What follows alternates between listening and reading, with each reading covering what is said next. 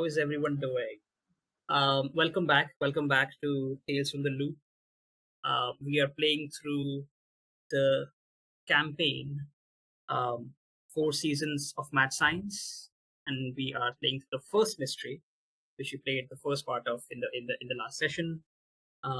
Summertime and Killer Birds. So welcome back. I am stoked to continue this. Our first session was incredibly chaotic.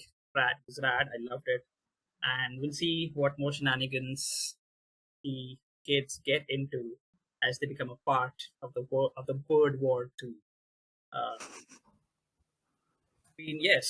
Fought very historically between the pigeons and the gulls of Boulder City, Nevada. But yeah, I'll shut up now. By the way, before starting, I'll be your GM, Void. You can find me on Blue Sky at Articulate Void, and I'll be leading these children as they make their way through the trenches of World War II. Yes, now I'll shut up and I'll let the others introduce themselves. Why don't we go according to the order in the stream? So, Aoife. Hi, everybody. This is Aoife, pronouns she, her. For our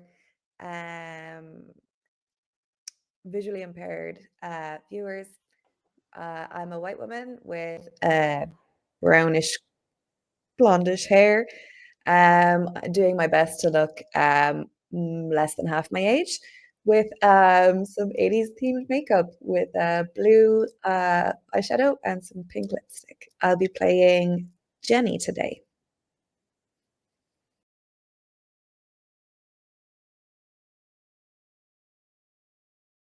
Milo.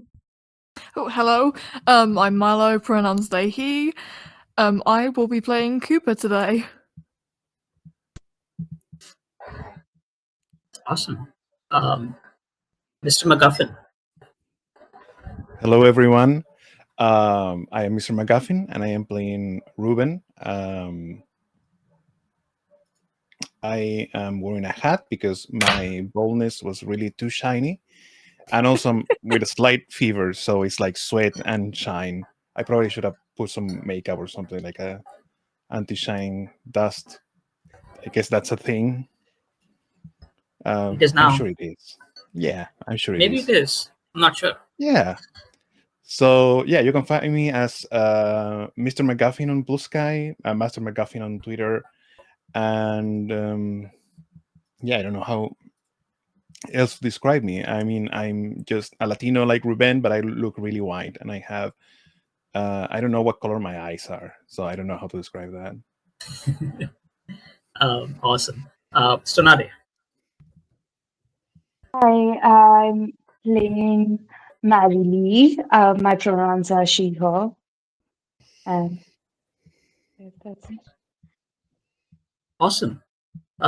Perfect. So, we had a really fun previous session, part 1 of our first mystery out of 4, Summertime and Killer Birds. And in Tales from the Loop,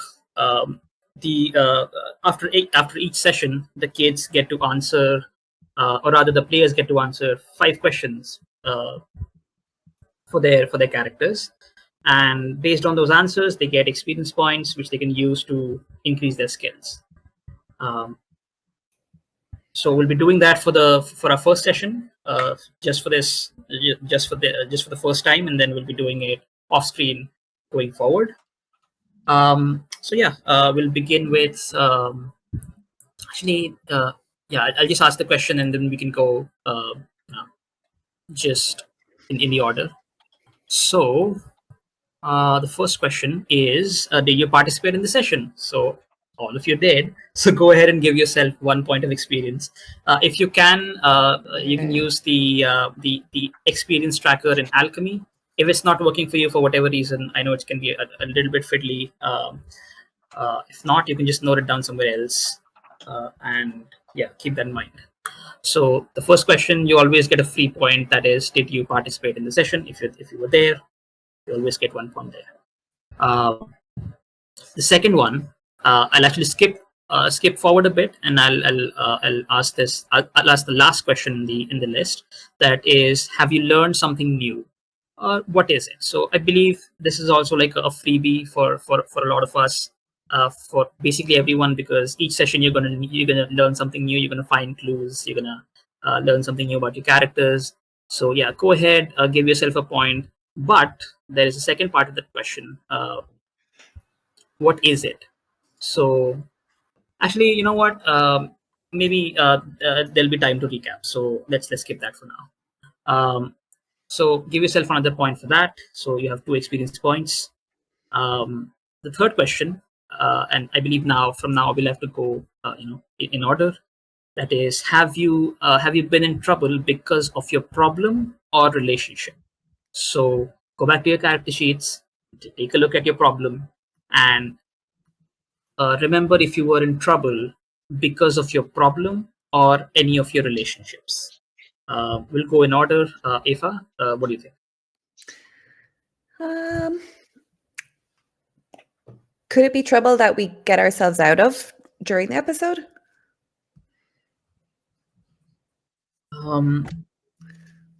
Can you describe it to me? Because Oh, okay. Yeah. I guess I'll just put it as a no, because it's not like it's not caused directly by a problem or relationship I have. So yeah, it was when Jenny and Mary Lee were falling behind, but no, I wouldn't say that it counts. Oh, okay, cool. No worries. Milo. No, I wouldn't really say. I'm assuming that, like, oh, I'm doing this because my friends are there doesn't count as a relationship, doing something because of a relationship, because that's basically the primary drive for everyone, isn't it? Well, yeah, and there's also another question related to that, so we'll get to it. Okay, sick. Yeah, so that's a no from me. Yeah, Mr. McGuffin.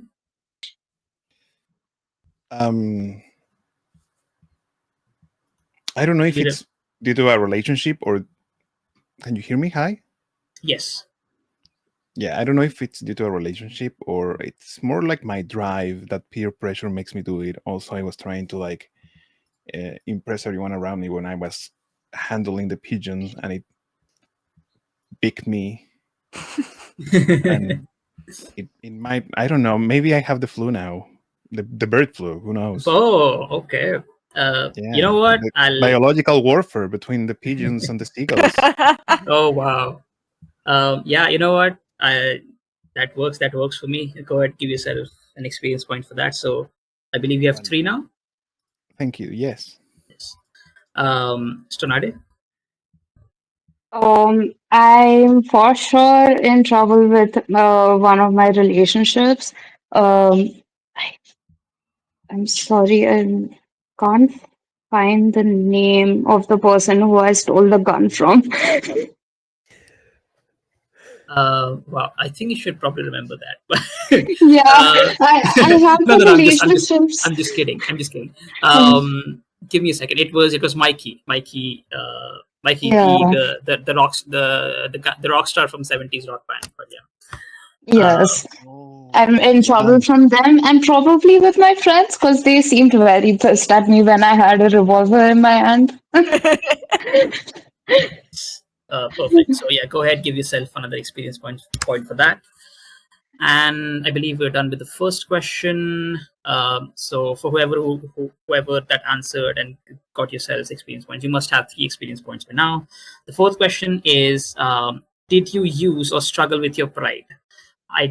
As far as I can remember, I don't believe anyone did, but if you have a case for it, you can go ahead and let me know. So go back to your character sheet, look at your pride, and if you struggled with it, or I don't think anyone used their pride because that's an automatic success.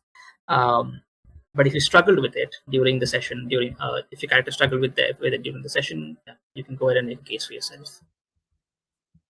I mean, I did something due to peer pressure that almost caused me a trouble, but didn't cause me a condition, which was on the boat when we were like rowing.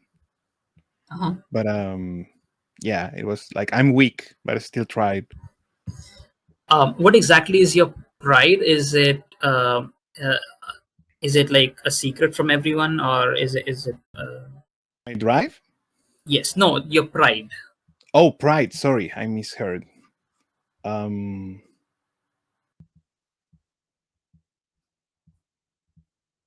When the crap hits the fan, I don't back down. No, I guess no.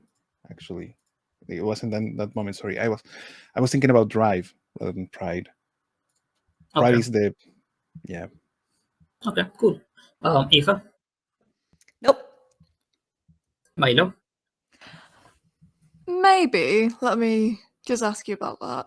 Because my pride is I'm pretty strong for my age. And I think Cooper did like multiple things in that last session to kind Oh, of yeah. like show off Little his with strength. Yeah. Yeah. Like You're he ran you're after really that bike as well. rad. You Rad. really rad the boat. Rod. I read the boat. I read the boat really well. Yeah, he did that. Well, you have to Have a at least fever. Don't be mean. you have to struggle with your pride or use it. So if it was I believe it was like a smooth sailing thing for you, the rowing the boat and everything. So if you struggling would be something like your pride is, well, I'm really strong for my age. And if you had maybe failed a check which was supposed to be really easy for you, then maybe we could call it struggle. But yes, not this, unfortunately. Okay. Also, I just want to make sure, because you can make your case as long as like it fits with the thing. I am very lenient with this thing, so yeah, go ahead and like it's fine. Stonade. I don't think my pride was challenged at all last episode. So yeah, nothing from there. All right. So no one gets any experience points for this. The last one is: did you put yourself at risk for other kids, and how? So we'll go with Afa. I don't think I did. It's early days, but no from me. Milo. Yeah, no, I don't think I did anything like significant enough to warrant an experience point. Actually, if I remember, in a very last encounter, you did incur an injury trying to stop the girl on the bike. True, but was that for like the other kids, or was that just out of like? Just he's just that. he just like likes that. doing that. She's just that daring. Nah, give yourself some credit. Have a point. Yes. Oh, I mean, I won't say no, will I? Twisted your arm. I guess, yeah, you know what? Give yourself a point. It's fine. Sonade. I think I put all of us at risk when I tried to threaten Smith. If that didn't work out, it could have gone really bad. Yes, I mean, it's more of like, did you pull off something risky? But it was probably okay. the opposite for you. But you know what? Huh. I'll give it to you because it's hilarious. Do you get experience points for putting everyone in danger? just for the fact that that would you have have that would have been World War III right then and there. yes, just for the fact that you have a revolver on you, that is reason enough. Mr. McGuffin. Yeah, I don't think I put myself at risk for the other children. And yeah, I agree. Like we're probably all at risk, just near Mary Lee. Like she has a revolver. All right, cool. So I believe none of you have all 5 experience points, so we don't have to get into how to buy skills and all. So we'll do that for the next session after we're done with this. And for now, yeah, that's it. I'll do a very quick recap of what happened in the previous episode. So we started in the sleepy little town of Boulder City, Nevada. It's the 1980s, precisely 1987, and it's summertime. It's holidays from schools. All the adults have to work, but the children are and the kids are free to roam around and hang out with their friends, trying to get away from the mundane lives that they lead in their homes. Try to get away from their problems and to go out and search for something fantastical and yeah, keep themselves busy.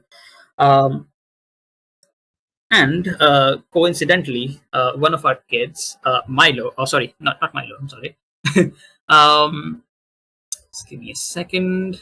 Cooper had noticed two pigeons talking very inconspicuously. They flew away before he could investigate. But he was intrigued enough to call all of his friends and let them know to gather up and maybe they can investigate it together.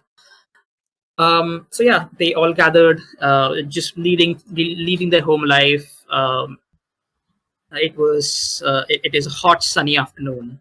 It is a weekend, Saturday to be precise, and yeah, it's a hot sunny afternoon, and well, if something is calling for adventure, then our kids are always there to be there. So they set off on their bikes and they headed off towards their hideout, which is an old um, speakeasy, which was abandoned after the prohibition was lifted. And it has been it is set in an old barn, or a shed or something, on Milo's farm. I'm sorry, I just keep saying your prayer name. On Cooper's farm. On Cooper's farm, and it's yeah, no one usually wanders around there. It's slightly far away from the usual pastures and everything. So yeah, it's a pretty good hiding spot.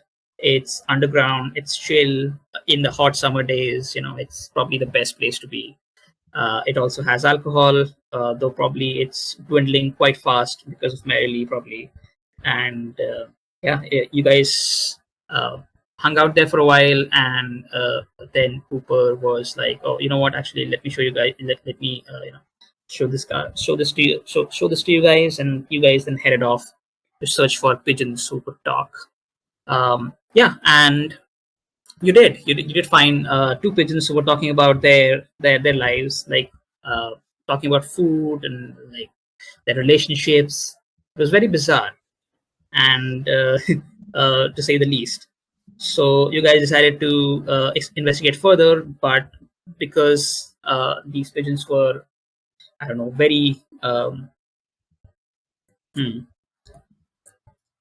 let's just say they weren't willing to talk. So they flew away, and then you guys followed them to the Boulder Basin, where you guys realized that all these pigeons are actually working in unison, which is very strange for birds because yes, they do have some sort of coordination naturally, but it was very weird to see how these birds were um, very coordinated. They were working together, completing objectives. Like it was very bizarre and very strange in the way they were acting. And obviously, the elephant in the room, that they were just speaking like humans, like normal humans in English, which is yeah. So you guys made your way to the Boulder Basin, where you found out that these pigeons are gathering in a huge nest that they've built, or rather, they are in the process of building. It's like under construction, and it's made with machine parts. It's made with hay and everything that they can find. They're using this place to essentially just make like a fortification for themselves, what it looked like, because for whatever reason, yes, nests are very you know yeah, it's more or less a very simple thing. But this nest, especially pigeons are usually not very well known for like making nests. um, and this nest was incredibly huge, and it housed more than 100 pigeons. So you made your way there by stealing a boat, and getting in a bit of a trouble with one of the guards there. But we'll just forget about that. And you made your way there, and you tried to subdue the pigeons, who were slightly apprehensive to talk to you in the beginning. But as bizarre as it was, it's they said that they are in the middle of a war with the gulls, and the gulls have been attacking them and constantly killing them, killing their kin in cold blood. So it's been tough for them, and they're losing numbers left and right. So you guys decided to maybe look into what's going on. So you decided to. So I believe it was Ruben who realized that there is something shiny at the side of their necks. Now you decided to investigate that. You figured out that it's some kind of a device which is increasing their intelligence by a lot, and this is probably the thing that is giving them speech. It is also probably the thing, yes, which is increasing their intelligence and making them really coordinated. And in the middle of this, you realize that some of the gulls are actually fighting off, um, uh, trying to essentially just murder a pigeon who was trying to fly back to the nest. So a bunch of pigeons gather together and go fight like a dog fight or something like that. It's the Battle of Big Boulder Island, or rather, it's a Battle of Little Boulder Island, and it's slightly far away. That gives you enough time to investigate this thing. So yeah, this whatever this is, this microchip or something that is installed at the necks of these pigeons, that is giving them their intelligence, their speech, and you're not quite sure. At first, you weren't quite sure where it came from, but then just piecing some things together, um, you did sort of remember. I believe it was Ruben's parents who were talking about this one guy at the Loop, because both of his parents work at the Loop. This one guy at the Loop who had quit his job and went away, so they had to basically do most of his work, and he was working on controlling uh, minds of birds. And yeah, it was a vague memory, it probably meant nothing, but suddenly it just makes sense. And if you remembered something about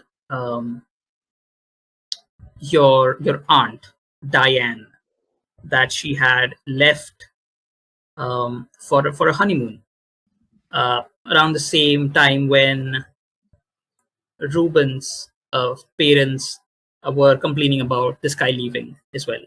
Um, you also know that she works in the Loop. She's incredibly intelligent. She doesn't really engage with the family a whole lot. She is a very stern lady.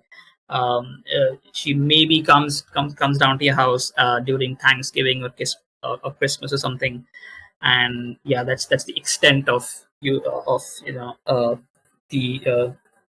the extent of contact you have with her.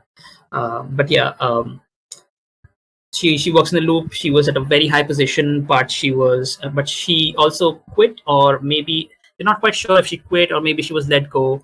But she very quickly sort of, for whatever reason, the rumors were that she's out on a honeymoon in Las Vegas.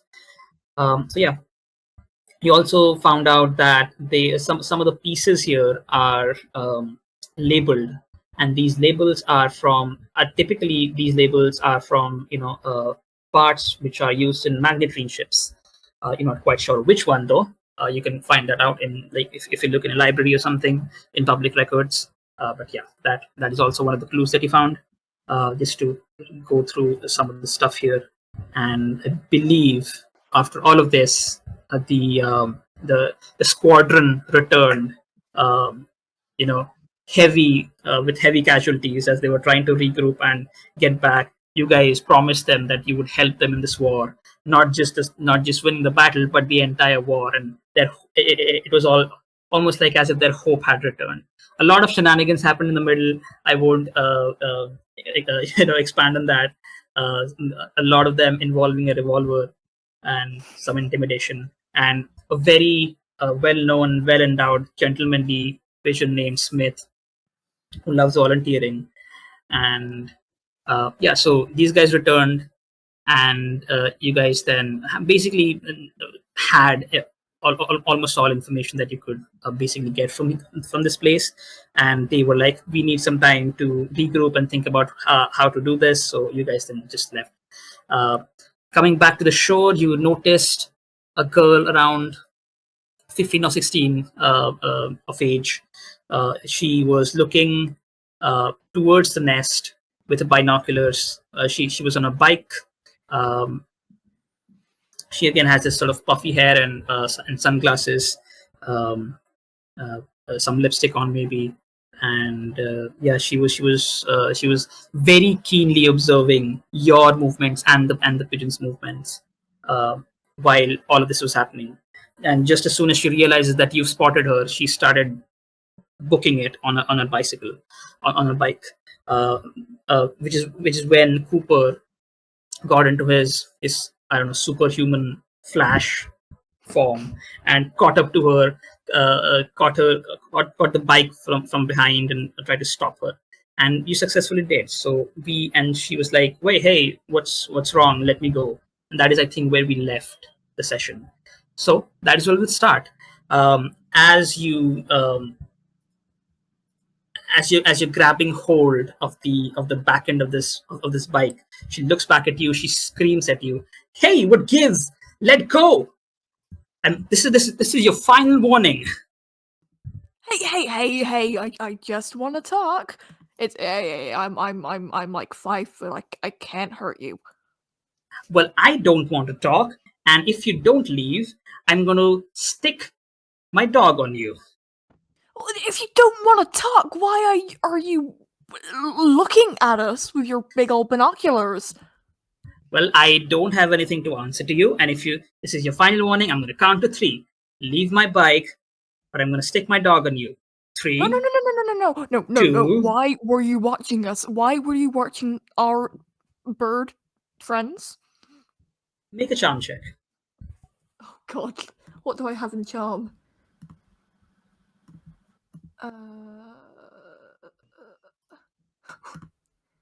Wow, 1 whole dice. Joy. Good start. Yeah, no. That does not work. She waits to speak the 1, and just as soon as you say that, she sort of squints at you, and with a very dramatic sort of almost like melodramatic flair, she says 1. And just as she says 1, you hear a low growl coming from some of the tall bushes from towards the right hand side of where you are standing on the gravel road, and she just shouts, "Sick 'em, boy, sick 'em!" And as she says that, you hear the growl sort of increase in its volume, and a dog pounces at you. It's a pit bull. It's huge. It looks like it looks like it's hurt, but not really, because it's clearly pouncing at you. So I need you to make a move check, and it's going to be you're going to need 2 successes to succeed with a threat of a condition. So. Oh, what if I want to pet the dog instead? Why have I got 0 successes? I'm good at move. What's going on? Right. You can use your luck points to reroll the whole thing again. I think I will, actually. How do I spend one of those? I think you just reroll. I think you just click on the skill again. Just roll the skill again, and Okay. on the luck tracker, you just subtract 1 luck from there. So that's it. Okay, sick.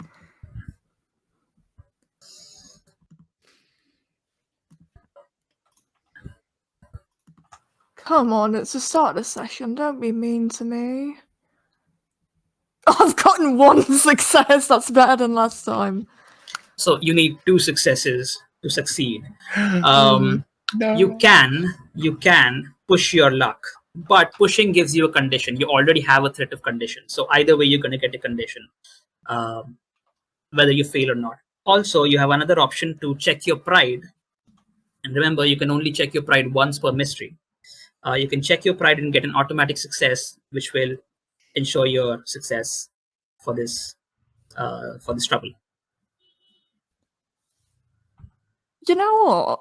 Because his pride is that he's pretty strong for his age. I think he will. Okay. So how do you use your strength to get away from this trouble? As the pit bull, she pounces at you. Yeah,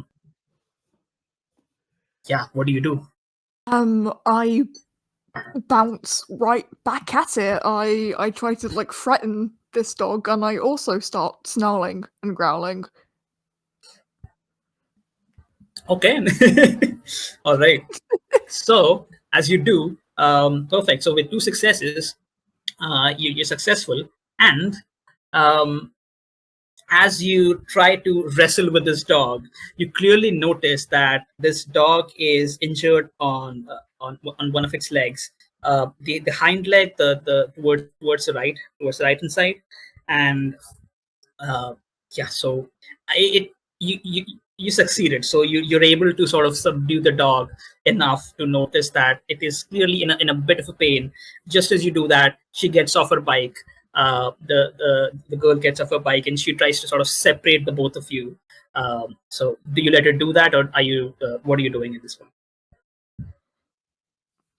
Yeah, I'll let her separate the both of us. But I'm still gonna keep asking her questions. Okay, she walks up to you. She's maybe she's quite tall for what looks like she's like 15 or 16. Um, she's quite tall, and she walks up to you. She takes the dog with its collar, and she takes you with your collar as well, and she sort of separates you. Hey, that's a dog, you dipshit. What do you think you're doing? That's my dog. You set the dog on me! Well, you're supposed to run away. What was I meant to do? It's a dog! Can Jenny come running over at this point? Yes, please. What are the others doing? Yeah. I'm going to run over, and I'm probably going to roll empathize just to try to diffuse the situation. Because I feel like it could get even more out of hand, and that's not what we're looking for right now. Okay, go ahead and make an empathize check. Yay. Okay. So that's a success. I can ask 2 questions. Okay. So, okay, what does this girl want? Right now she just wants to get away from you. Wow, okay. How can I make her do yes. something? That's my second question. Maybe try to as you approach, you clearly see her worry for the dog. So maybe you should try to empathize with her through the dog. Maybe she'll be able to listen to you. Maybe she will Okay. give you a chance. All right. Okay. Okay. Cooper, get away from that nice lady's dog, because you're scaring it, obviously. She put a rug on me! The dog doesn't have a choice in this matter. You do. Okay. So get your critical thinking and get behind me right now. I'm so sorry, young lady. Obviously, this girl is older than Jenny, but that's not valid right now. Okay, so I've taken our animal away from your animal. Maybe we can just smooth this over and chat things out and just calm down, right? Okay, mom. All right. I just want to leave. Okay, I just don't want to be seen by anyone. Do you mind? We are going to sick Cooper on your dog again, unless you answer some of my questions. Fine. Just be quick about it. Okay. Why were you watching us with your binoculars? I wasn't watching you. I was watching the pigeons. But why did you run away from us? I ran away from you because I didn't want anyone to notice me. So you're watching the pigeons. We've been watching the pigeons. Maybe we can team up. Why would I team up? No, I don't want to team up. I just I just want to be left Jenny alone. is putting out her hand, and she's like, Jenny Sullivan, nice to meet you.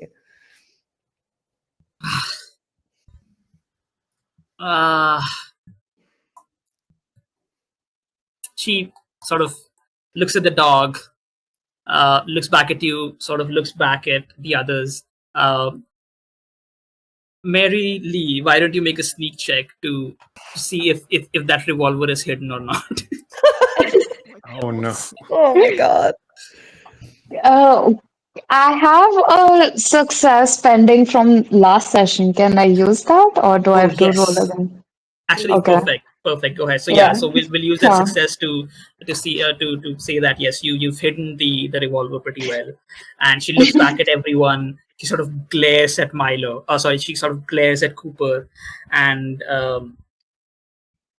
she looks back at you. Takes a extends her hand. Stacy Johnson. Now, isn't that easier for everybody now that we all know each other's names? This is Cooper and Ruben, and this is Mary Lee. Ignore anything they say right now. I am going to speak for us all. So we can team up and solve the mystery of the pigeons together. Right? Look, I just want to know what's happening here, because those damn gulls, they attacked my ham, and she clearly looks at her dog as she says this. They attacked my ham, and they injured her, and they injured him. So I just want to know what's going on. That's it. Okay, well, same as us. I would also prefer that if you not mention our meeting here I won't tell a soul. to anyone. Yes, thank you. Then maybe we can work together. Yes. Perfect. New member of the group, you guys.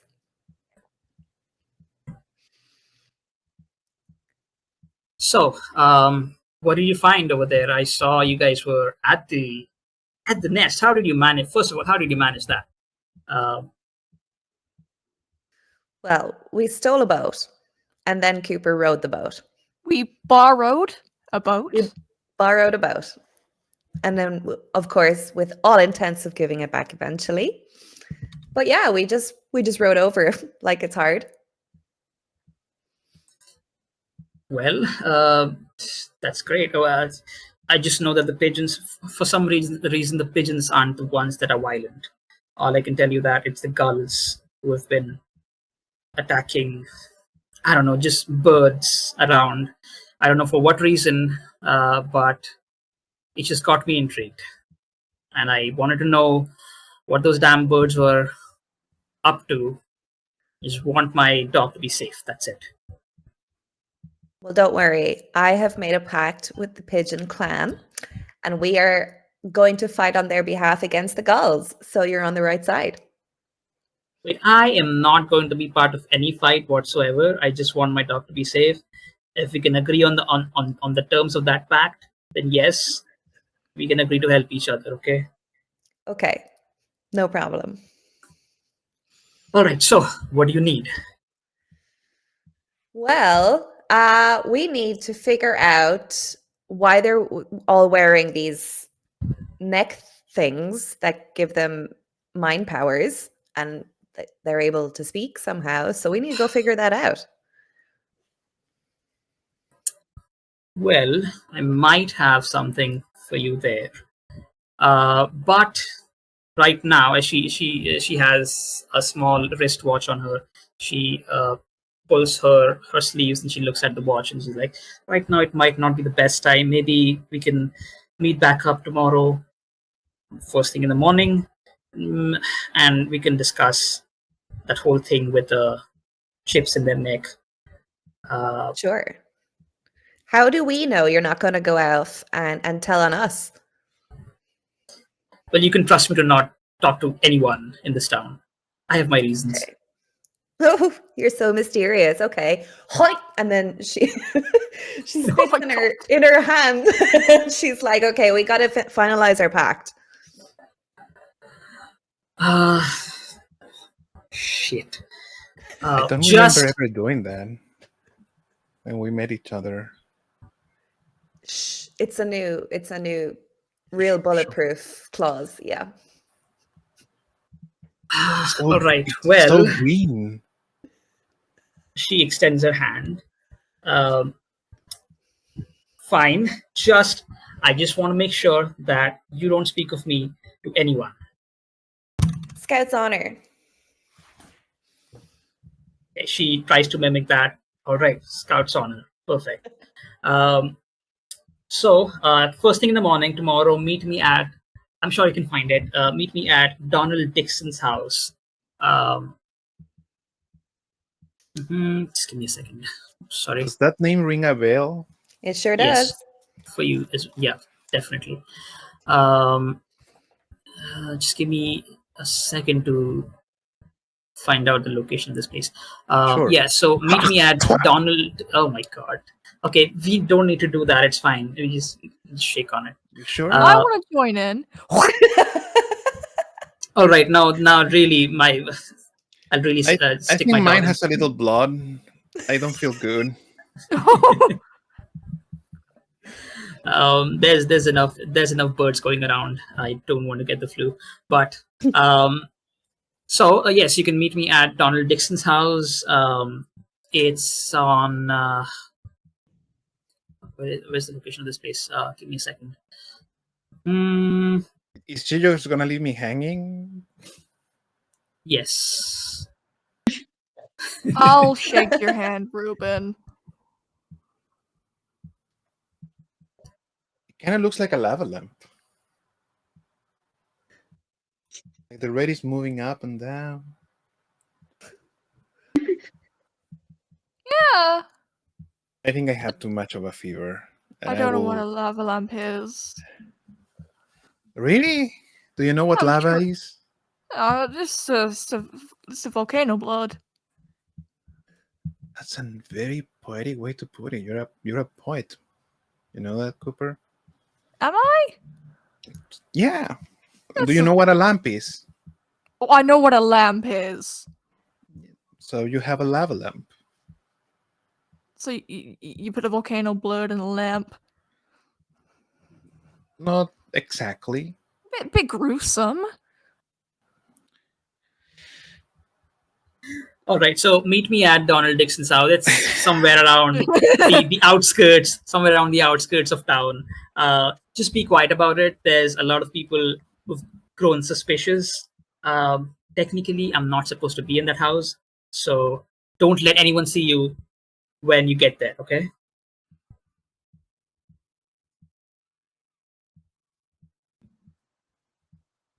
Okay.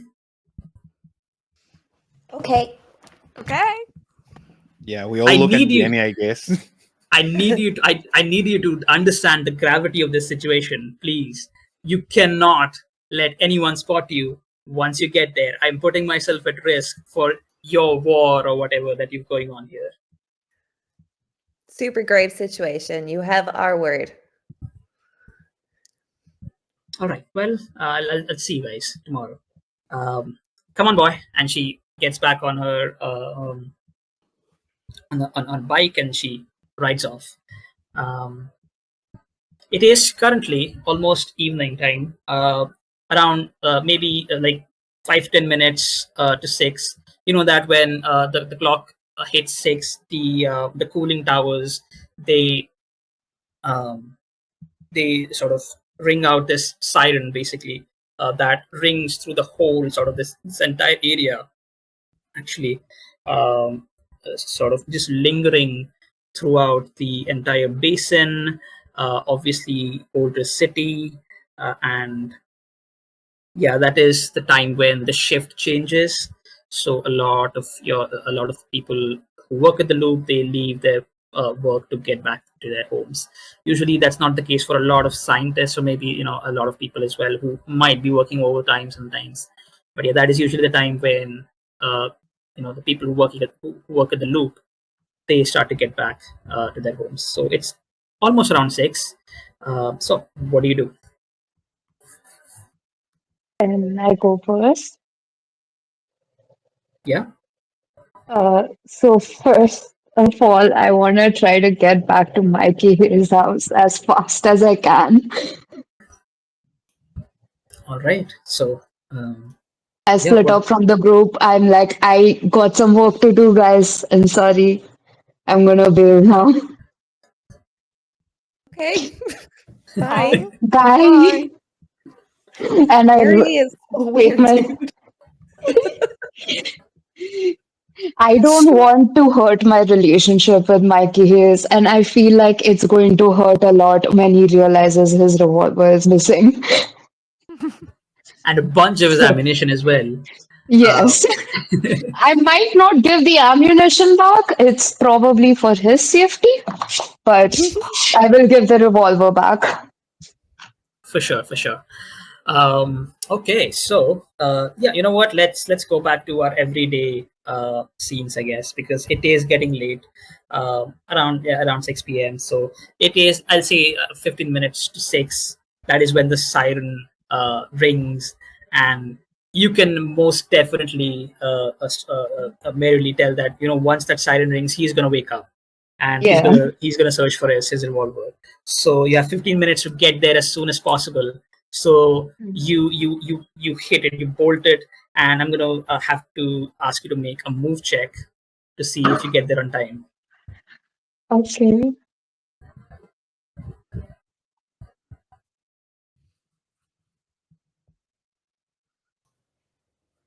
One success. Oh, Do I perfect. get that? Yes, you do. You make your way through the sandy roads, the gravel roads. You take shortcuts, cut through roads, go, do some off-roading, and somehow you get to Mikey's place. You as you reach his place, you put your bike aside, and that is when actually you have like a couple minutes before the siren goes off. So what do you do? So I go in. I think I have to sneak back the revolver into his pocket. Yes, his holster. Holster, yeah. So I'll roll a sneak. Okay, go ahead. One success. So I successfully just slide the gun in, button up the holster. Then maybe I'll tidy up the hall a bit and then proceed to switch on the TV to put on MTV. Okay. And coincidentally, it's playing his song, and Oh. uh, right then, right then the siren goes off. It's this, again, like I said, it's this huge sort of Mhm. all-encompassing sound that sort of lingers through the entire Boulder City area, the entire basin, Lake Mead, the Hoover Dam, and Mhm. yes, it is a time for the shift change in the loop. As you see the all the heat from the gravitron as it accumulates in these cooling towers, it is set free into the air as the cooling towers, they sort of disengage a bit to let all that steam out into the air, um, and that is what it's used for, those cooling towers. um, yeah, and as this happens, everyone around the town hears it, and Mikey, he wakes up. Oh, damn, it's 6 p.m. already. uh, he I wakes up, he sorry. sits back up on his bed, or maybe he was, maybe he was on his Mhm. bed. He's, just pressing onto his temples. He's like, oh, I have the worst headache. uh Oh, hey, kid. Shouldn't you be at home? You really shouldn't be hanging out here. So I proceed to take out two cigarettes that I have on me, light them both up, and hand one off to him and be like, yeah, why are you asking me this all the time? I'm almost never at home. You know this. I'm always with you. Why do you keep forgetting? and then I hand him the cigarette. You hit it way too hard today morning. But damn, that new song was amazing. Well, maybe you should be hanging out with your friends and not this, wherever this is. I'm sure your mom doesn't appreciate it. And if she sees you smoking, I'm going to be in a lot of trouble. But anyway, since you've already taken them out, I'll take one. He takes one from your hand, lights up himself. As he stands up, sort of, he was wearing like a leather jacket, so he just wore that as he was sleeping. He didn't really take it Mhm. out, so he just checks back on his holster. Everything's all right. He lights up the cigarette and takes a long puff. Um, So yeah, I guess while he's saying that I should probably go hang out with my friends at this point, like I think I feel a bit hurt about that. I kind of wanna open up a bit to him about my situation, saying that, well, my friends, their parents care about them. They need to reach home by now. My mom, she doesn't realize if I'm there or not.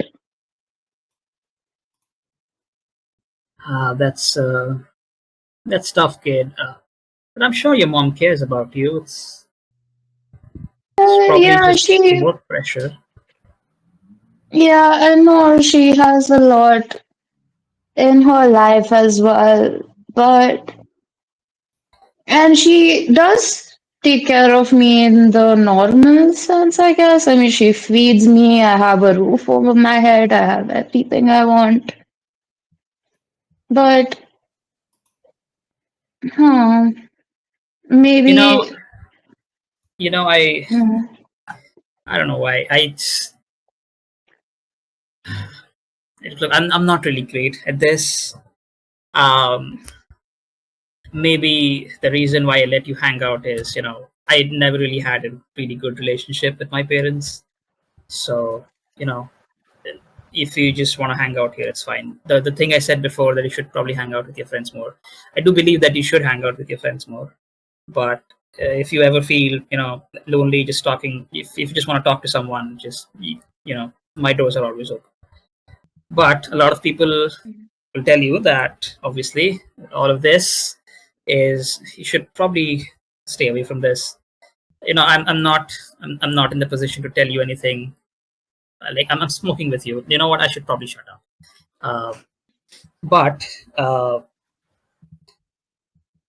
as I've grown older, I've realized that, my parents, I mean, your mom is so intelligent. She is scientist in the loop.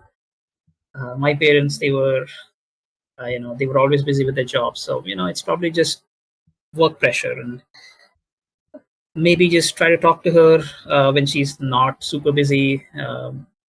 What do you like to do with her? Like, something that you enjoy together. Maybe you can spend more time doing that. I mean, she set a time for me where I can hang out with her, and that is probably every Saturday or Sunday night dinner where we talk about what's happened during the week. I've asked her if she wanted to extend the dinner sometimes, maybe watch a movie after, but she always is pretty busy. She said that she would try to make the time, but never happens, I guess. Yeah. uh, I don't know what to say. It's tough. It's tough. So again, like I said, if you want to watch a movie, you can come down here. I have some old, you know what, the type of movies I have, you shouldn't watch. But if you can get a VHS from the local VHS shop, we can watch a Blockbuster? movie together. Yes, Blockbuster. Thank you. I was trying to think of that. Okay, now I'm hoping that a good song comes on MTV. I just really want to change the subject, or otherwise, I'm going to start bawling. So, I'm hoping a good song comes. I turn my attention, and I'm like, we both just start singing along. Just, I'm trying to change the subject. Yes, perfect. So what happens is, what we can do right now, if you don't want to go home, a song maybe I've shut that off. Those songs are old. He shuts off the TV. Why don't we the song we made today? Why don't we sing that? Right. So he takes his Yeah. guitar, he plugs it into his loudspeakers, and he starts riffing on it. As see, so here are the lyrics. I know you've got a good voice, and I believe if you really work on it, you can do something with it. So why don't we do this? So here are the lyrics.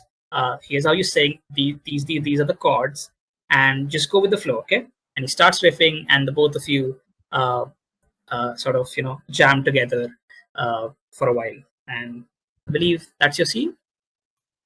Yeah. Wait, today is a Sunday, right? Today is a weekend. Yes, it's not a Sunday, it's a Saturday. Saturday. Do you? Nah, it's fine. We'll end the scene.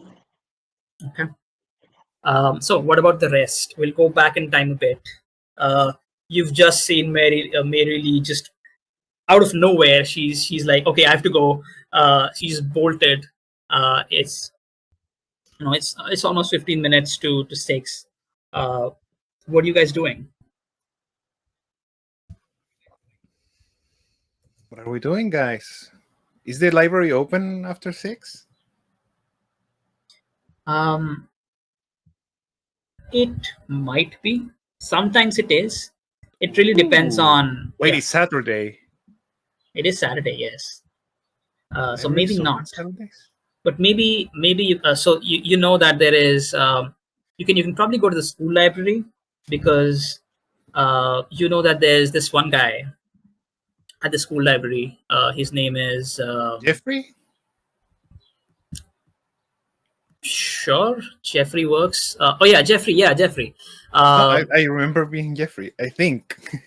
yes, Was it's Jeffrey Allen, Jeffrey. yeah. Not... Yes, Jeffrey Allen. You remember this guy? He was a janitor at your school, but then um, after the mysterious disappearance of the previous librarian, Mary Walker, he took over as a librarian. He's well educated. He always seemed very, overqualified for the janitorial position, but he seemed happy with it. But since then, since the disappearance of Mary Walker, the previous school librarian, he has taken over um, for the school. So yeah, he usually just hangs around at the school after hours, reading and doing whatnot. But you've also heard very strange rumors about him among the students, that he has killed kids who have sort of been rude or like very notoriously uh, bullies in school. Uh, because of some kids some disappearances that happened some time ago. There's a rumor that he was involved in just murdering those kids, and he got away with it.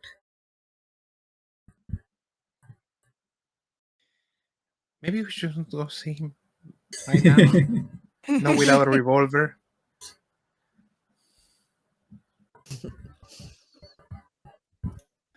I don't want to go home yet. It's Saturday. My parents are having their book thing. Isn't your whole thing book things? Yeah, but they're reading books that I don't read. Oh, didn't know that those existed. Yeah, they do. There's a lot of books, you know. How many books do you think there are, Cooper? Well, 12? Yeah. well, Oh, there's I thought you no, said no, no. 12. I said no. 12. There's more than 12. No. Yeah, no, there's more than 12. There's about 13, probably. Yeah, at least. At least 13. Yeah, at least 13. All right. So, what are you doing? You have an option to go to the school library. Aoife, what about you? I'll try to go to this. Oh, sorry.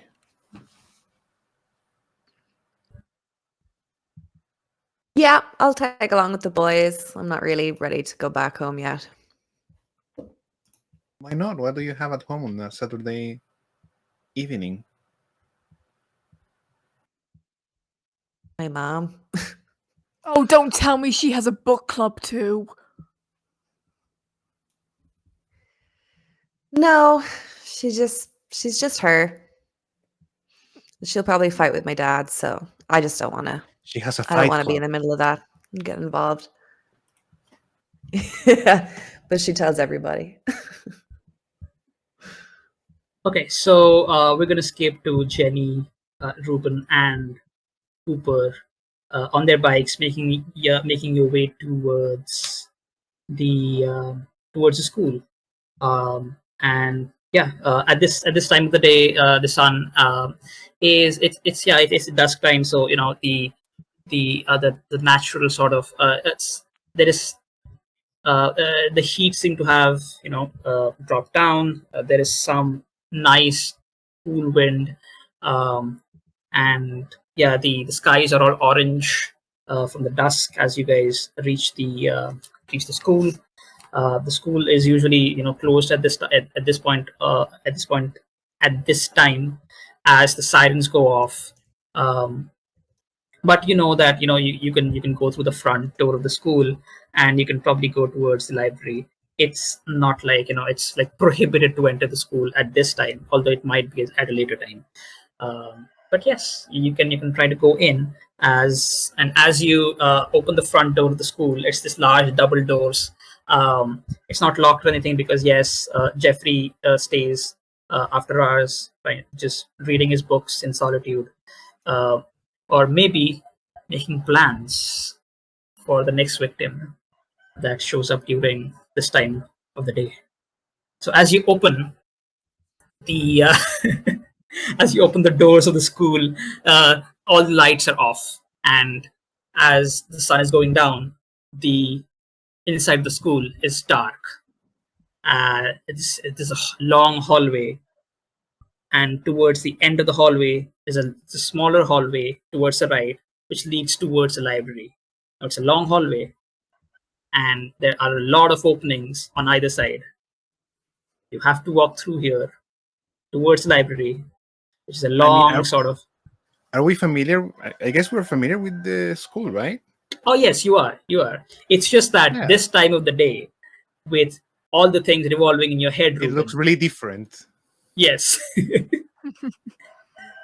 So as you start walking towards towards the library, you hear like odd sounds here and there, but maybe it's just the wind. Who knows? Is that a rooster?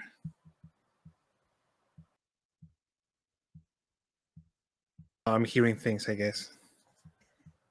As you walk past the, I guess the science lab or something like that, or the biology lab, uh, you hear you hear a bird in its cage. It's not speaking, but for some reason it's like as you look through the as you look through the window, it's incredibly aggressive. It's in the cage, it's been left there, and it's just trying to get out as much as possible. It's trying to put its head through the small Is it a the small sort rooster? of it's not a rooster. It looks like from the family of gulls. Not exactly, you're not exactly sure what it is from where you are, and because it's like dark around here, as you make your way through this thing. So as you're looking through the window, this bird is just from the backdrop of this sort of this dusky lighting coming from the other side of the window into the classroom. This bird is just trying to frantically free itself from this cage, making a lot of noise. What do you do?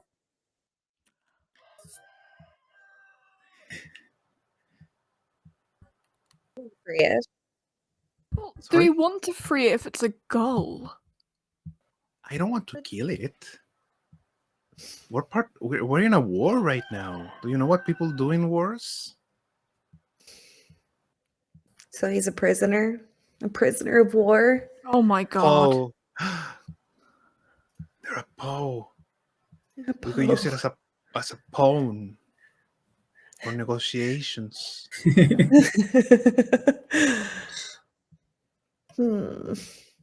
But it's not talking. It doesn't have anything around its neck. Go ahead and Head? make an investigate check. It's Okay. dark.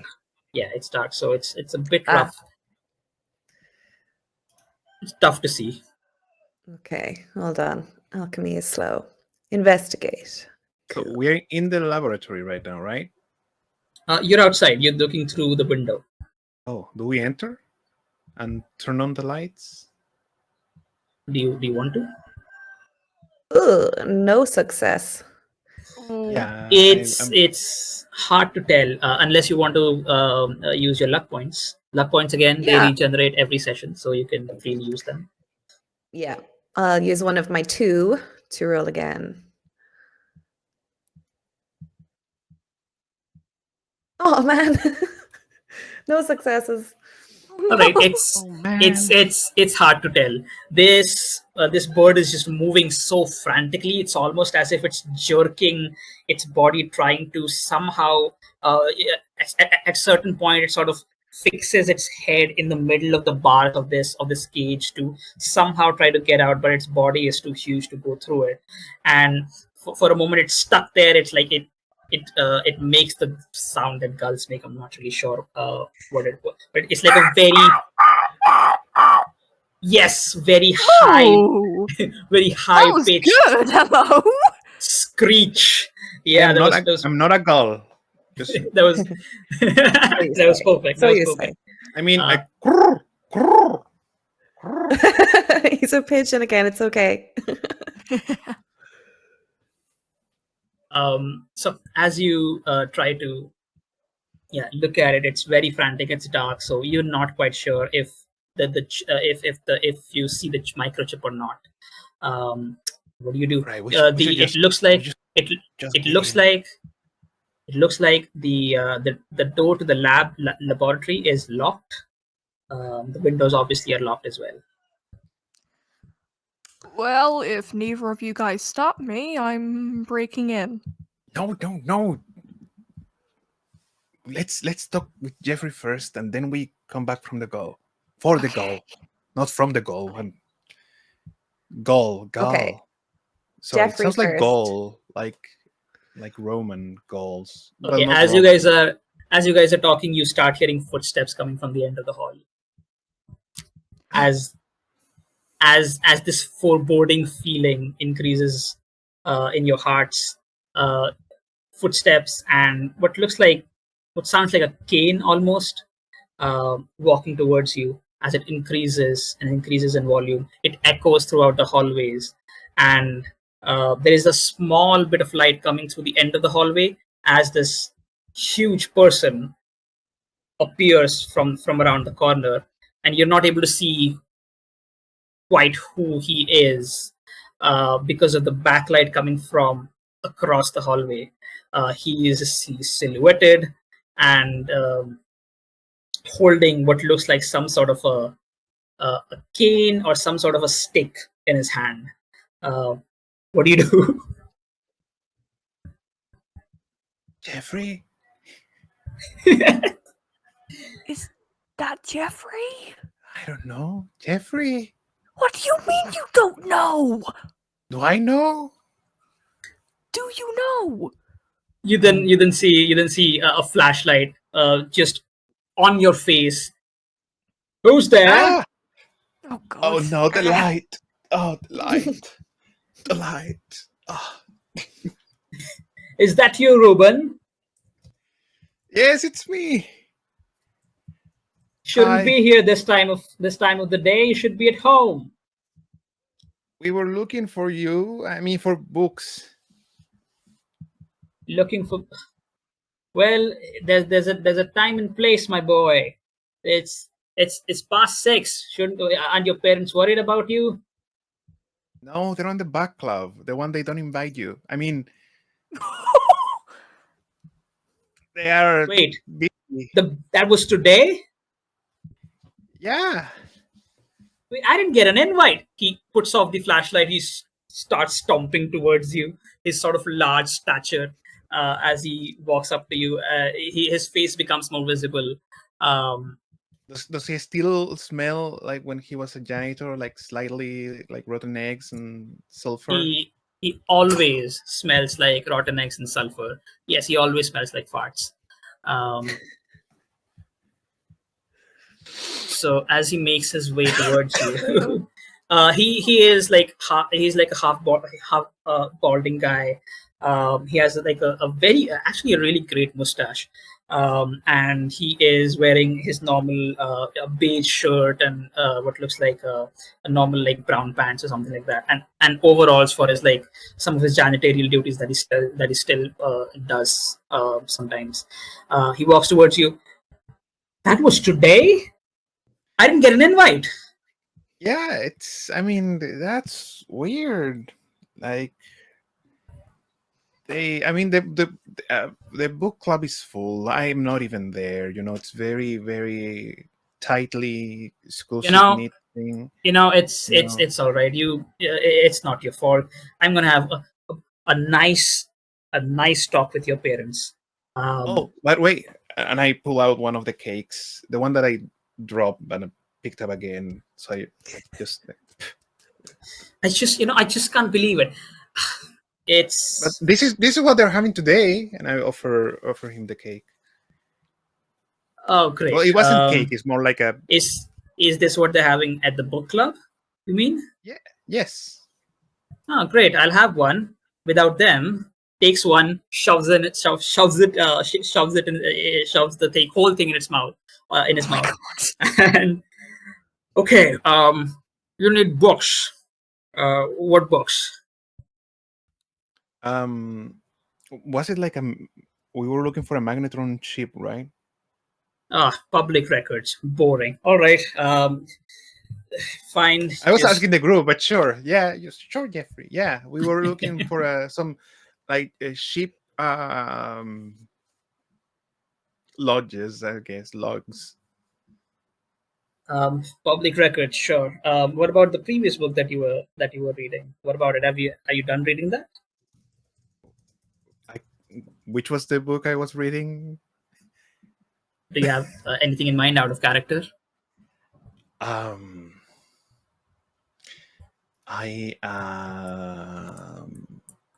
have to think about 80s books. What sort of genre, I guess, does Ruben like to read? I mean, he's been lately really into Shakespeare, so maybe one piece of Shakespeare, maybe Richard III. Okay, cool. Yeah, Richard III, perfect. I'm not familiar with it, so I'm not going to get into a discussion about you in character. But yes, Richard III. Yes, you were reading Shakespeare. Yeah, the guy that was malformed, hated by everyone. Yes, that one hit the nerve. It's Oh my god. quite close to my heart. Really great book, by the way. We should discuss it sometimes. I was hoping that we could do this. Are you sure you're ready to discuss that kind of book, Jeffrey? Oh, don't worry, I am. I've read that book multiple times. But insight check. I know we have no insight, but no, seriously though. But so if you want to, you can make an empathize check if you want.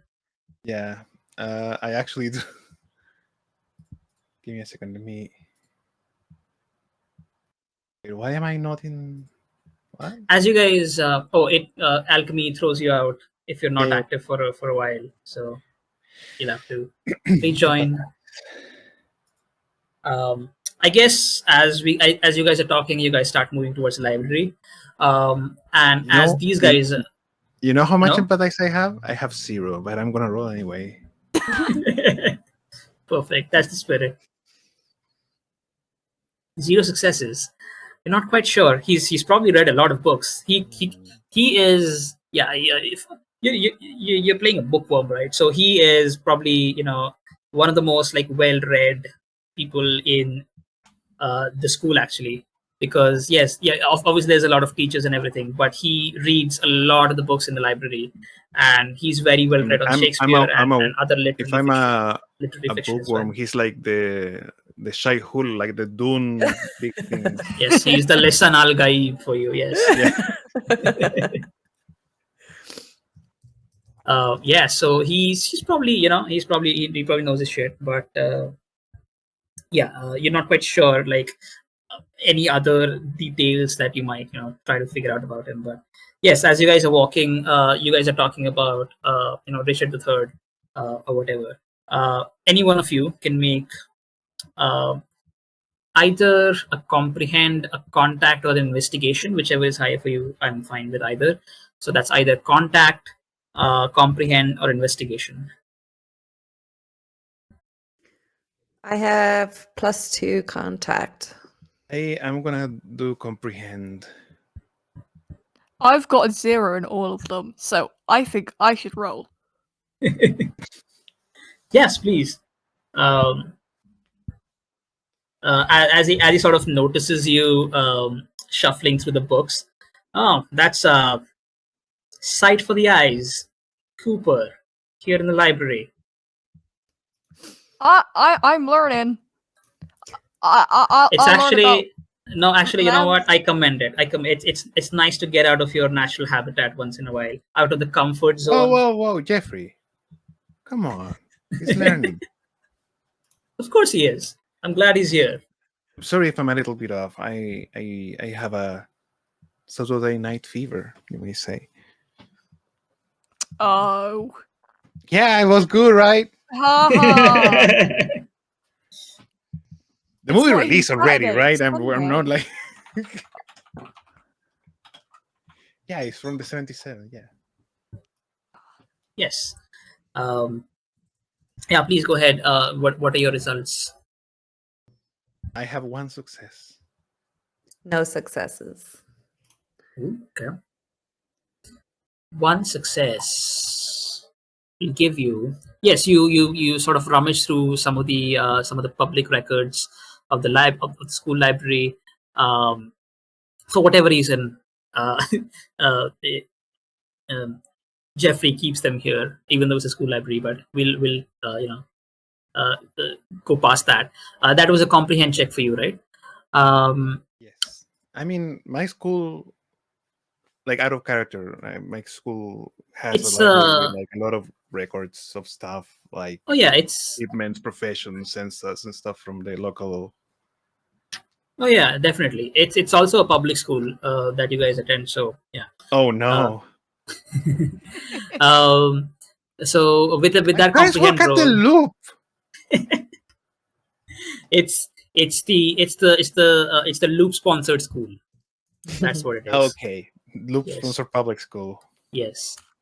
So with that comprehend check, you rummage around some of the public records. You check out some of the magnetine ship logs, and yes, you're able to find a distinct magnetine ship with the code IEX4Z32 that I mentioned previously. It was notes. it was. Do you want me to spell it in the chat? I'll do that as well on the Discord. So go ahead. My camera froze. Oh no. Okay, so yes, the magnetine ship IEX4Z32 was previously used to transport ore in northern Russia, but then it was scrapped a few years ago, and it is now located in Sentinel Island, which is slightly towards the northeast of Big Boulder Island, where you were in the afternoon. It is an abandoned magnetine ship, scrapped and out of commission.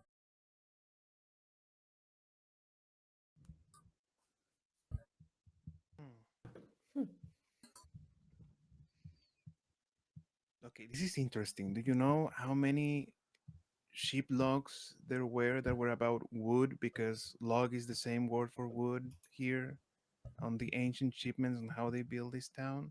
Many. But this one is a magnetron one. This is the one we're looking for. Why were we looking for a magnetron again? Because you found its parts in I'm burning, by the. the way. You can see me probably burning and kind of like sweating. I'm No, guessing no, it's the it's condition. fine. If you feel like we're This is probably my gonna take character. a. This is the character. No, I'm Okay. also burning, but the character is burning as well. That's why he's acting uh, like kind of weird. yes, we're probably gonna take a This is a break in bad 15 bite. minutes. But yes, if you feel like it's too overwhelming, you can take a step back. Thank you. You're Uh, very kind. yes, But the but ship. for now, yes. So you guys found like multiple parts of this ship tagged with the same code that I just mentioned, and so it might be of interest, might not be. We'll see. But you definitely find out stuff about it. Yeah, it was an old Russian magnetron ship. It was used in Russia. It was manufactured in Sweden, used in Russia, and for some reason it has been scrapped here in the USA. Um, it's on the on out of commission, and it's just laying in the central island, where a lot of towards the Lake Mead area there's a huge scrapyard of just some amazing machines just being out of commission, just dumped there for some reason. uh, one of those husks, one of those scraps is going to be your ship, your magnetron ship. That is what you find. Mr. Allen, Yes. could we use the copy machine? No. It's school property. Unless you've got 25 cents on you, then we can make a deal. 25 cents on me? Wait, 25 cents? That's a lot. I don't know. It's the 80s. I'm not sure. I don't even know what the thing is in the US right now. So I'm just guessing 25 cents, whatever. It's It's arbitrary. I mean, Fine, what I if can we- donate a quarter. I was going to use it in the I mean, freaking we can- slots. I mean, we can just write things down and have a copy for each if we use the mimeograph, but it's slower and it's purple.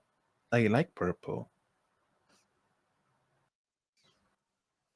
Well, whichever one is cheaper. I don't want to be using all my quarters. I think the mimeograph is cheaper. Mr. Allen, Yes. may we use the mimeograph? No, that's school property again. Oh my god. Unless But that's really cheap. We have Like, a- it doesn't use electricity. We have the paper.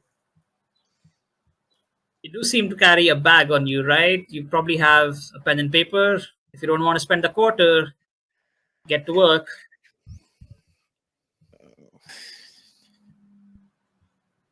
Unless you want to You're make a very- charm check out of character, you can make a charm check if you want. No, I'm not gonna waste one on Mr. Farts. It's the fuck. Thank you, Mr. Allen. You're very kind. He goes back to his book behind the counter. So what do? You just note down all this information on your notebook, Yeah, probably. I noted Yes. down, and I mumbled. I wanted purple. All right, it takes you a while to note all of it down. Jeffrey just sort of, he's rocking his chair. He is reading his book. He looks at his watch and he stands up. All right, kids, it's time. I need to I need to leave. Unless you want to be locked here in the school for the rest of the night, I suggest that you do too. Good night, Mr. Allen. In the purple rain. Purple rain. God. Okay. So as you guys leave, I guess we can have like small little scenes, your everyday scenes for your characters before we take a break. As you go back home. So we'll begin with Jenny first.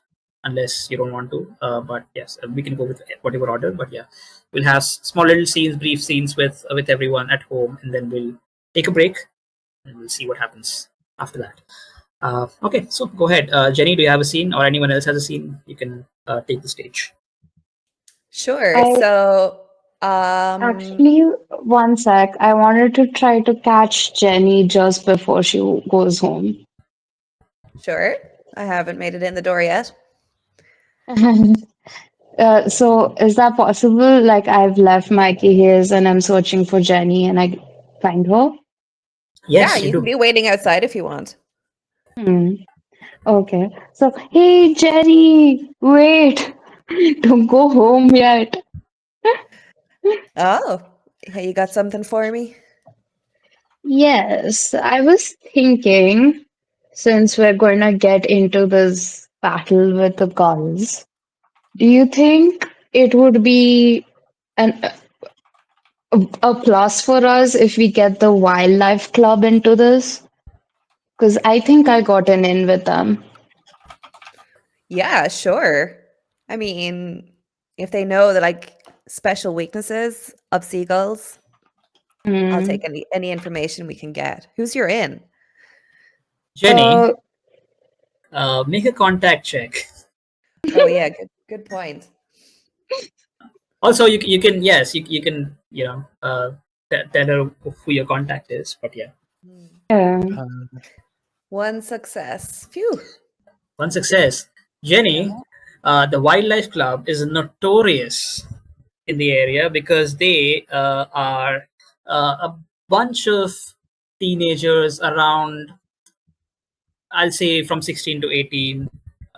Most of them around 16, like very few of them around 18, towards the towards the adult age, and they are known to be like insane stoners. They smoke all day. They don't they don't spend their time doing anything.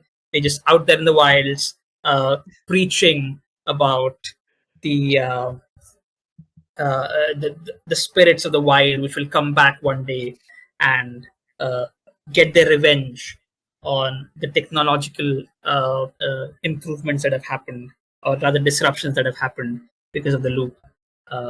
Somewhat of a, somewhat of a wild group, actually. Well, I guess that goes with their name, pun intended.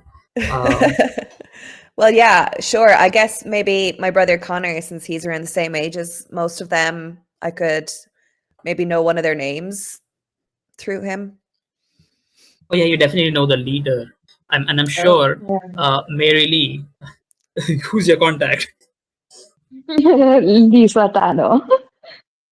Yes, she, for a fact, and this was a huge thing because the wildlife club has been like a nuisance for a lot of people.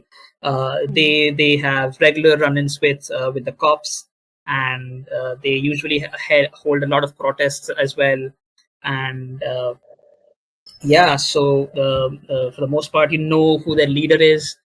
Lisa is, again, uh, well, for lack of a better word, a junkie, and she is,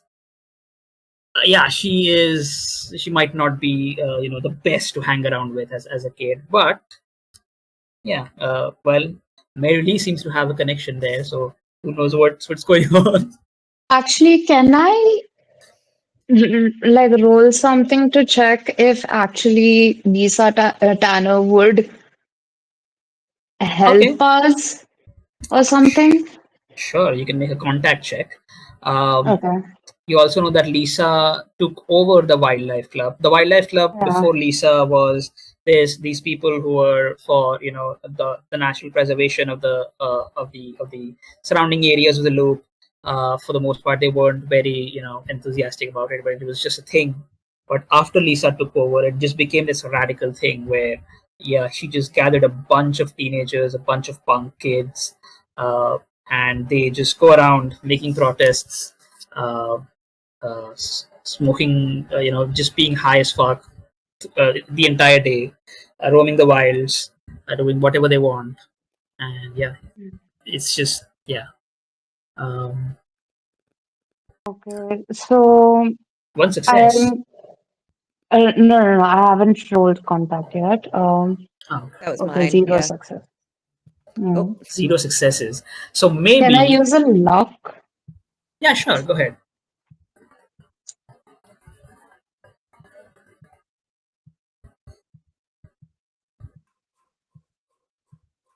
Okay, one success. So basically, I want to know if I can easily, what do you say, convince her that pigeons are actual animal spirits that she's been waiting for and we need to protect them.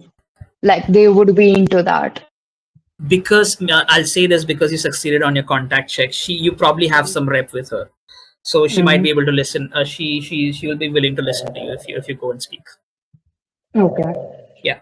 So yeah, Jenny, what do you think about it? I mean, sure. I don't like Lisa all that much. I think she's a little bit of a weirdo and maybe even dangerous, but birds of a feather flock together, I guess. So maybe you can talk some sense into her. Mhm. Sure, I'd be Okay, up for so getting their help. okay. Then we can go tomorrow to them and we both can hopefully convince them to come onto our side and help us defend the pigeons. Yeah. Mm. All right, then. I'll probably head back. I'll probably be going to Isaac and hang out with him. All right. Well, have fun. My mom will kill me if I'm not home for dinner. Yeah. Good night. Bye bye. Bye, Mary Lee. So, speak of the devil, just as Mary Lee is walking away, my mom's car pulls in the driveway and I let out a big, heavy sigh because I didn't want to have to run into her this evening. I was hoping just to hopefully just not stay in the same room as her for very long, but we're forced to interact now. So, smile is on. Hi, mom. You know, what does she think about you hanging out with Mary Lee? Because I'm guessing that and you can we can go back to this if you don't want it, but maybe Mary Lee, because she smokes and everything, she maybe has a bit of a reputation of again you're playing a troublemaker, so you probably have a reputation of like yeah, smoking and drinking, but maybe your mom knows about it and maybe she doesn't appreciate or she doesn't want you to hang out. So what is the situation on that front? Is it non-existent? We don't have to have it, but is it there? So my dad definitely would be wary of bad influences around me because he's such a, I mean, he's just a Irish Catholic dude, so just straight edge kind of dude. But my mom, she isn't home as much, so she doesn't have that kind of like interaction or interest in who I'm hanging out with. And she knows Mary Lee's mom, and she knows that she's really smart and stuff. So the alarm bells aren't going off with my mom, so she doesn't really care. Okay, cool. She as you know, as she parks her car in the driveway, gets out. As she's leaving, as Mary Lee is leaving, she sort of um, uh, asks her if she wants to come in and have a snack or something. But Mary Lee's probably far gone at this point. Oh well, there she goes. Uh, what are you doing outside? Get in. Yeah, I just got here, so same as you. But yeah, let's go, I guess. Okay. So yeah, what happens? Um, Dad got us takeout, so we're both a little bit late, but he has it ready for us when we get in. And I'm happy to see Dad. Mom clearly isn't that jazzed about it. So yeah, I'm just gonna go hang out with him and catch up with him about my day and sort of ignore my mom and hopefully pretend she's not there. Okay. So do we want to expand on this scene? I guess. I don't have much to say about what I'm doing. I'm keeping everything hush hush for now. So I'll just give the usual, oh, just hang out with the guys and Mary Lee. And, we went to the library, playing up all the good stuff I did, read some books and, learned. Not mentioning the island or, the theft or the gun. So yeah, just a totally normal day, hanging out with my friends, summer vacation. Boring. Yeah. Well, I'm glad that it was a nice day. I actually really appreciate you going to the library today. Well, my day was just hung out for a bit in the home. I read some books and not much else to do besides. Well, at least your mom had fun. Yeah. Sure, I guess she did. So uncomfortable right now. Jenny is like just sitting at the table like, yeah. You see him just sort of looking Oh. around, scratching his head. Well, your brother's home. Sweet. Okay, I'm gonna go hang with Connor. I love you, Dad. Bye. Okay. So you head back upstairs. Is that your scene, or do you want to? Yeah. do some more? No, we can end it there. Just me and Connor chilling. Okay, perfect. So my just give me a second. Cooper, as you go home, what's the scene like?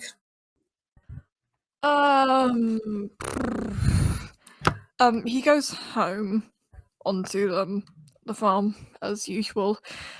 He arrives a bit later than usual for dinner, but dinner's already on the table. Parents are eating. Nobody really talks to each other. Everyone just kind of sits down quietly. Just eating through, just going through this whole thing. After the dinner is done, your maybe your mom or your dad, they ask you, you were supposed to check the outer fence today. I didn't see you there. Did you leave at some point? I was. I just, I saw something in the distance, and like a fox that was looking at the chickens. Had to, scare it off. As you're talking, maybe it's your mom who you're talking to, and she notices you still have your injury, right? Yeah. As you're talking, she notices. Oh, hold on there. She then completely like notices it. What's this? It's fine, Mom. It's just a little scratch. Did you get into trouble? I fell over when climbing over the fence.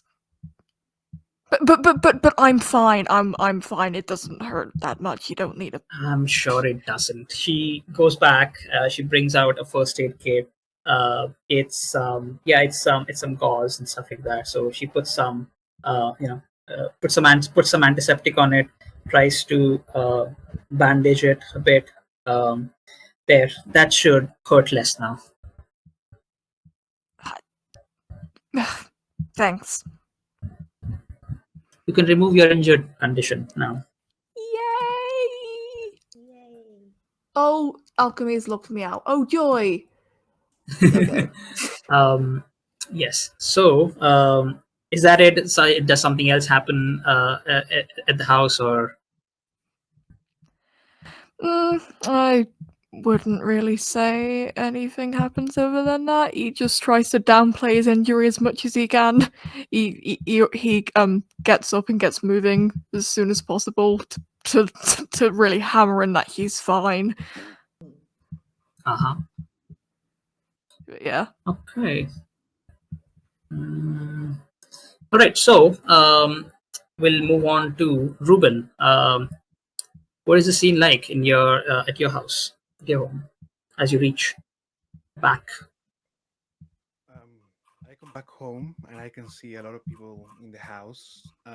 They're starting to leave because I guess the book club ended and the discussion ended. There is probably like 2 bottles of wine, one half empty in the table, some cheeses and crackers. Have eaten, and my parents are probably going out. Um, Just a second. Is it just me, or your voice is incredibly low? sorry. you're a little bit Thank you. Yes. So, as I was saying, probably the book club is kind of like dispersing. There is still like very little leftovers of cheese and crackers, and like have a bottle of wine. And my parents are leaving, and they probably tell me something like, "Oh, honey, you can ask Salvador to hit something up. He's upstairs with Connor." And I probably go upstairs, knock on the door, open the door, and see, I don't know, Connor and Salvador probably a little bit surprised that someone came up. And I know something's going on, but I'm not quite sure. I don't know if they're smoking something or drinking something. Uh-huh. But I say, Oh, hey, dude, knock. I did knock. Sorry. Well, knock louder. What were you doing? Nothing. Come in. It's fine. Connor was leaving anyway. I'll see you tomorrow, okay? He's like, yeah, I'll see you. And they sort of lock eyes for a bit, and Connor leaves. Do I smell something? Sure. Do you want to make a check for it? Sure. What kind of check do I make? Make an empathize check. An empathize. Yes.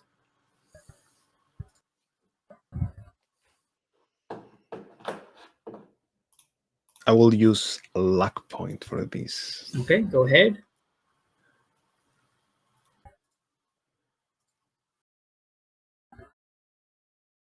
Nope, I don't smell anything. Okay. Just I oblivious. mean, I have fever, so Yes, you do. The sorry, I Saturday have a night fever. Saturday night fever. How was your day, dude? It's actually been good. But a little bit rough. I got beaked down by a bird. Wait, hold on. What? Yeah. Oh, yes. I do remember this. Some You the DM or you the brother? no, I the brother. Ah. Some weird ass birds. Yes, I remember. Me and Connor, we were hanging out and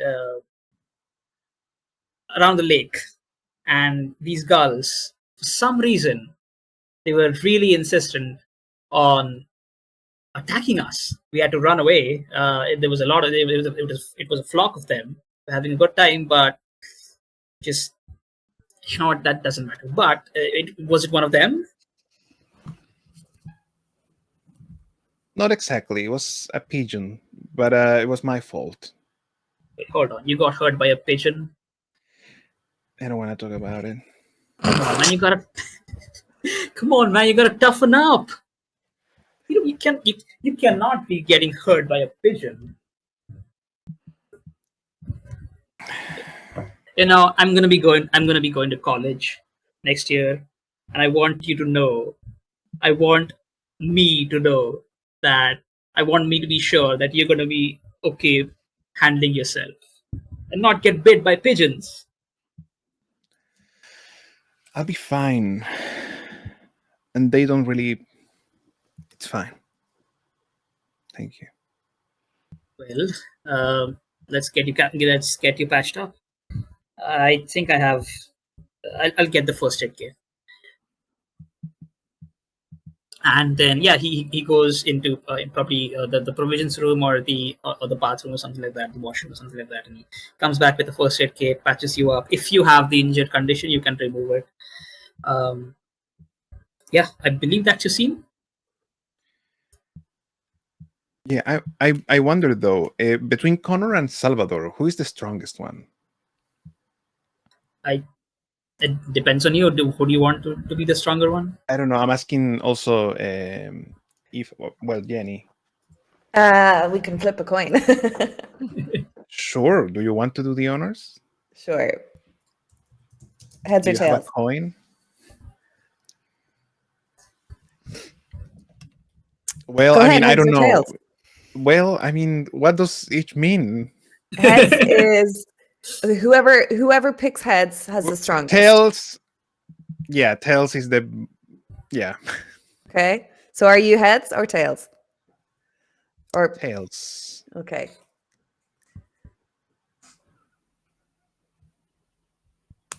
Okay, Whoever it's wins gets to heads. pick, I guess. Okay, so you pick. Sure. Okay. I'm gonna say Connor.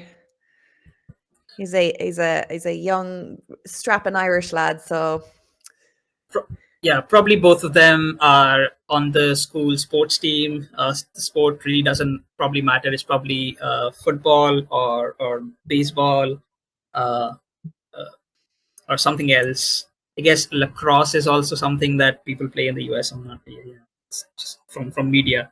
But yeah, they're probably in yes in the school team. And so if you know, if maybe if they are in the baseball team, maybe one of them is a striker, maybe maybe Ruben's brother Salvador is like their ace pitcher or something like that. And The catcher.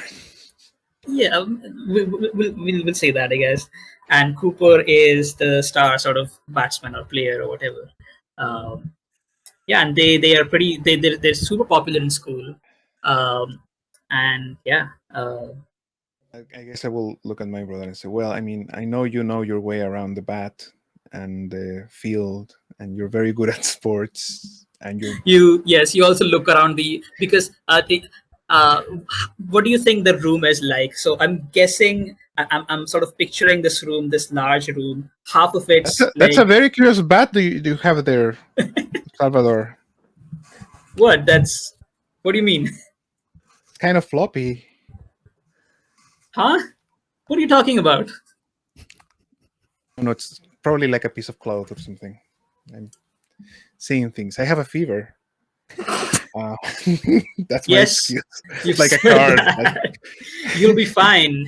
slap down your He fever card. just Yeah. pop a pill. Just I pop have a a pill. fever. Yes, just pop a pill. You'll be fine. Go back to sleep. I'll bring. It's like a practice bat. That's why it's kind of. Doesn't matter. It's fine. Just you know what? Maybe you're already on pills. You're acting so weird right now, man. Holy shit. But anyway, I'll bring you dinner in some time. You should probably sleep. You're injured.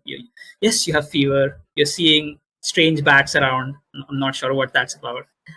Just go back to sleep. I'll I mean, tuck you in. baseball bats, not like a Yes, bat from yes. He Batman, picks you like a up, pushes you towards your bed. Now sleep takes your your sleep. It's like 7:30.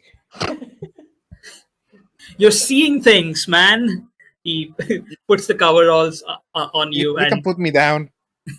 By the way, yes, she does. Puts on the coveralls on you, and now give me some peace, okay? thank you. All right. So the rest of the night is the usual. You guys have dinner with your families. It's more or less very normal, I guess. If you can go back to Cooper for a bit, I'll say that maybe because it was the conversation of your injury that sort of sort of strayed it away. Sort of the conversation just digressed into that. But once you guys are sort of having dinner and everything, we'll go back to it. And your dad is probably,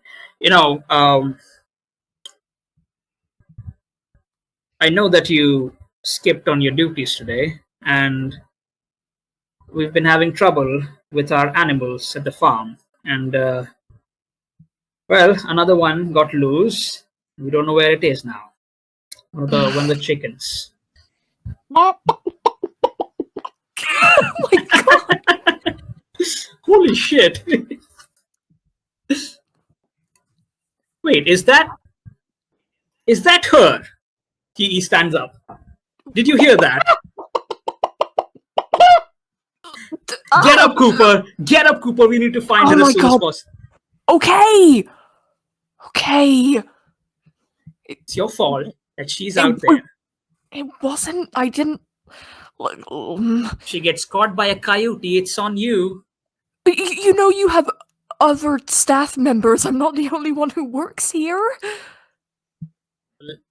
All of this is going to be yours. You're going to have to take responsibility someday, he says to an 11-year-old. I'm sorry.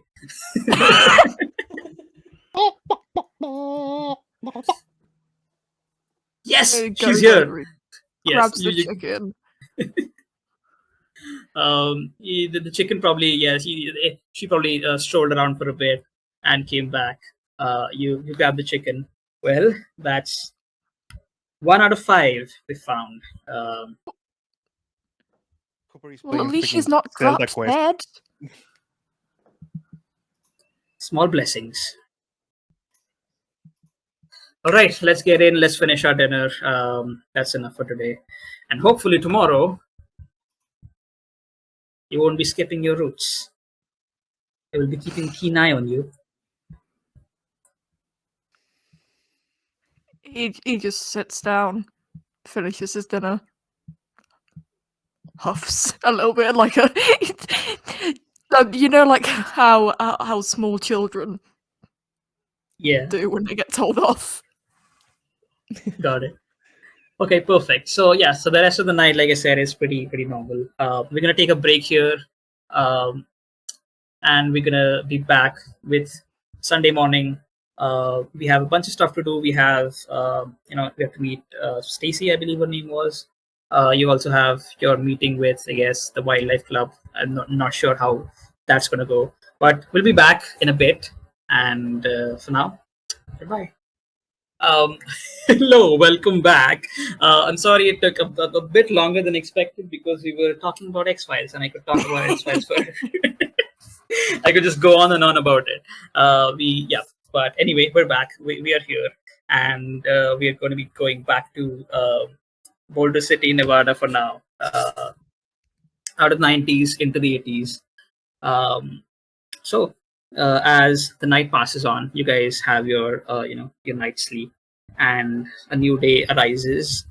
And it's a Sunday, so why don't you guys describe? Oh, by the way, a small just to cut back for a bit, small I guess important announcement that Ruben or Mr. McGuffin cannot continue with us for the rest of the session because he's under the weather, is not feeling very well, so he decided to step off for the rest of the session. But we'll continue with the rest of the cast. So yeah, there we go. And so yeah, it's Sunday morning, and so just I guess one by one, just let me know, I guess, which, if it's not a whole lot of, it doesn't have a whole lot of relevance, but does your family attend the church on Sunday? Yeah, my dad they does don't. for sure. Okay, and do you? I'll go with. Okay, sometimes I go with dad if I'm feeling extra sad for him. But today I have several appointments in my calendar. I really can't be sparing any time for him and his church stuff. So as soon as I get my breakfast finished and dad is out the door, I'm gonna probably get on the phone to Mary Lee and Cooper and just organize where to meet up so we can go on our first mission of the day. Okay. What about Cooper? Church day? Cooper's family doesn't really believe in days off, so he quickly checks around the chicken coops to make sure that none of them are escaping this time. Decides to reinforce the chicken wire in whatever way he can, and waits by the phone because he knows that someone's gonna call and organize a little something. He knows his friends by now. And what about Mary Lee? What's morning like on Sundays at your house? Actually, you know what? It's one of those rare days when your dad's back. My dad's back. Yes. And your mom is not well. She is not well as in not a health concern, but she is very upset that he has decided to show up out of nowhere. So they're That's arguing, fine. and as you wake up, you actually wake up to the sound of them arguing. And what do you do?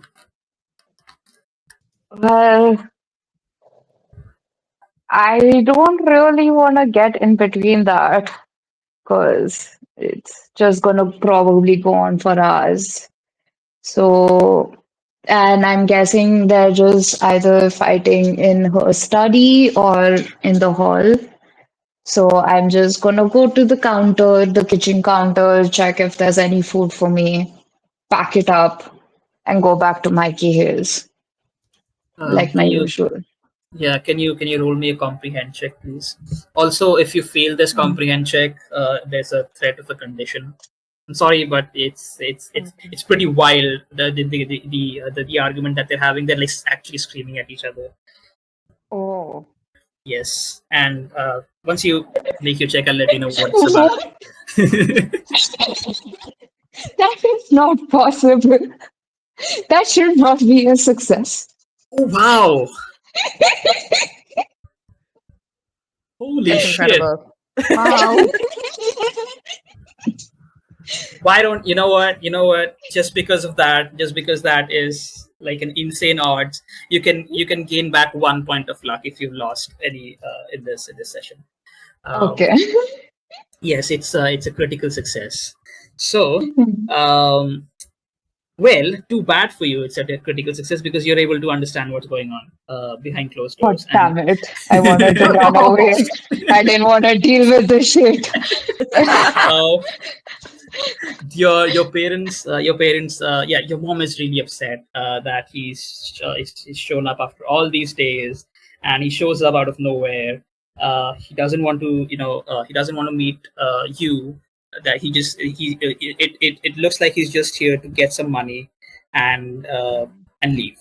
And your mother is arguing with him that she really doesn't want to give him any more money, and that we're already spending a whole lot, and she's working constantly to make this work, and she really doesn't want to deal with him right now.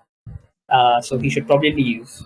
And then you just hear the door sort of open very with a lot of force and a loud slam as your father walks out.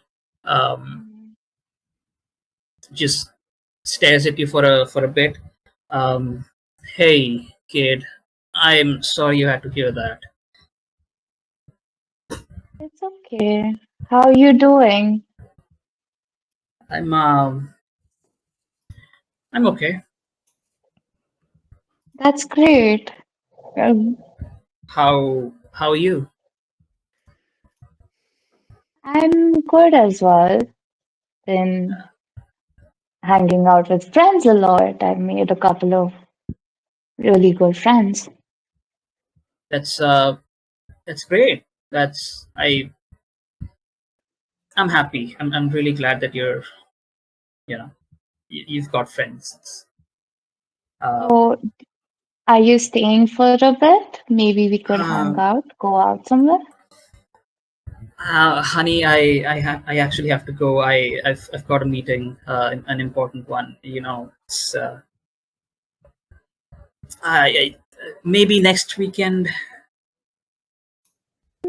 Where's your meeting? Maybe we could just like drive by the beach and I you have to could go drop back me off. to Las Vegas. I'm sorry, it's really not a place for kids to hang out. Mm. To go back to Vegas. Maybe we can catch a movie next weekend. Something. I'll be back. I swear. Okay, sure. Put it on your calendar so you don't Okay. forget. Okay. I'll see you next week. Okay. Definitely. Yes. And Bye. and he leaves. Your mom comes in. You're not hanging out with him. You understand? But I just wanted to go to the beach and swim, and you can't really go with our parents over there. Look. Uh, just I. I'm sorry. It's just sorry you had to hear that. By the way, he just shows up out of nowhere after 2 weeks, and I just don't want to deal with this right now. So why don't we have breakfast? It's been a while since we've had breakfast together, and please just promise me that you look. I'm not gonna stop you if you want to hang out with him, but I just wanted you to know that he's a bad influence. I don't want you to hang out with him. If you, it's up to you if you want to or not. But I'll just Forget about that. You just said we're gonna have breakfast together. Are we having dinner as well tonight? yes, I've got some time. I realized that yesterday I wasn't there because we were going to have dinner yesterday as well, but I just got busy with some work. But I made some time for breakfast today, so yeah, let's have some. I made you some pancakes. Yay! Okay. Yes, this is nice. Okay, I'll go get them for you. Sit down. Uh, Hmm. and yeah, and scene. So, You spend the rest of your hmm. morning talking about some of your friends. Maybe she asks like what's happening around with your friends and how you're hanging out with them and what sort of mischief you're getting into. She then asks you that if you're still smoking or not. She should probably stop that. Um, she then again blames your father for it because I'm guessing, and we can let me know if it's okay or not. That you Hmm. probably saw your father smoking a lot, and that is probably it. It probably wasn't the reason why you started smoking, but yeah, there's a small sort of it's somewhere behind the subconscious. Maybe that was the reason why, or maybe all these sort of other reasons, maybe dealing with all Yeah. of this sort of coming together, and maybe that's why you started smoking. Yes.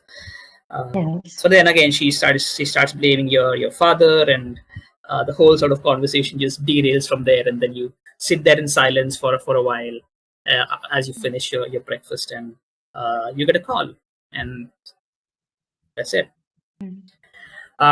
So conference call. I don't know if that was a thing in the 80s. Probably was, probably wasn't. Uh, yeah. So what are we discussing? Where are we going? So, we're down. Stacy? We're down a soldier today. The fever has claimed our fine comrade, but we are us three will forge ahead today. And the first thing on the agenda is meeting Stacy, the girl from yesterday that you, Cooper, you nearly killed her dog. Remember? Oh, dog nearly killed me. Again with the free will thing, okay? You know what you're doing. Oh, I'm sorry. I'll let a dog rip me up to shreds next time. Just following its nature, okay? You don't have to be the animal. Don't stoop to its level.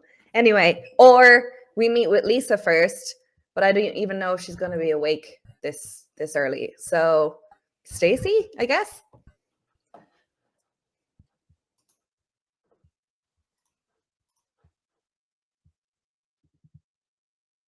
Yeah.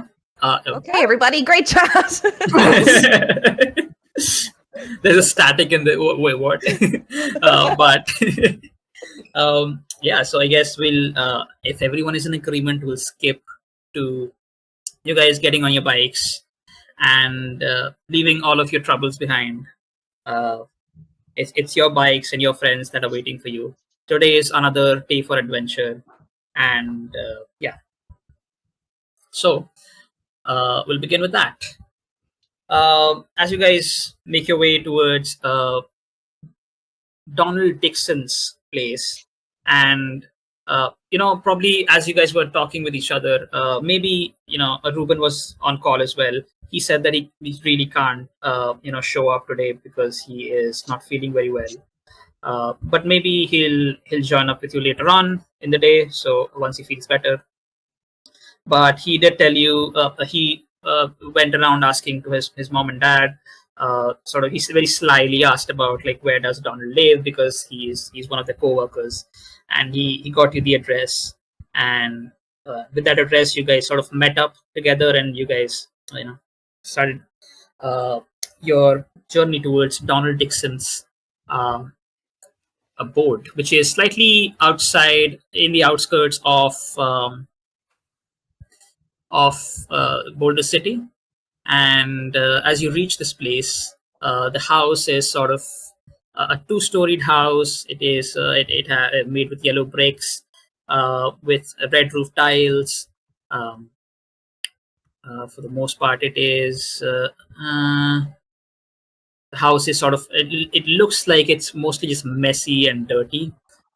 Everywhere there are even outside there's a bunch of clutter which has a lot of cables and a lot of electronic parts.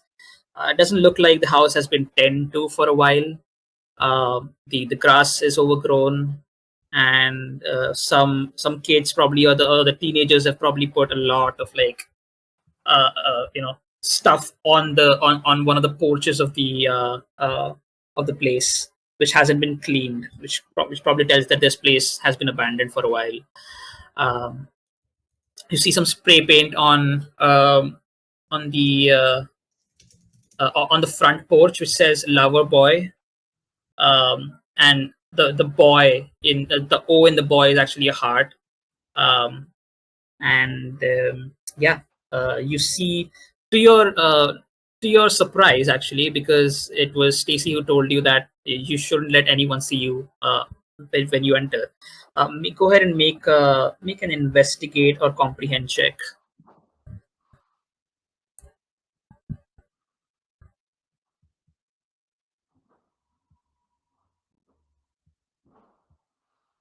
Any one of you can make it. Oh, only one. Whoops. No. Everyone can make it as well. I'm fine. Okay. Yeah. Let's see how well that goes for me.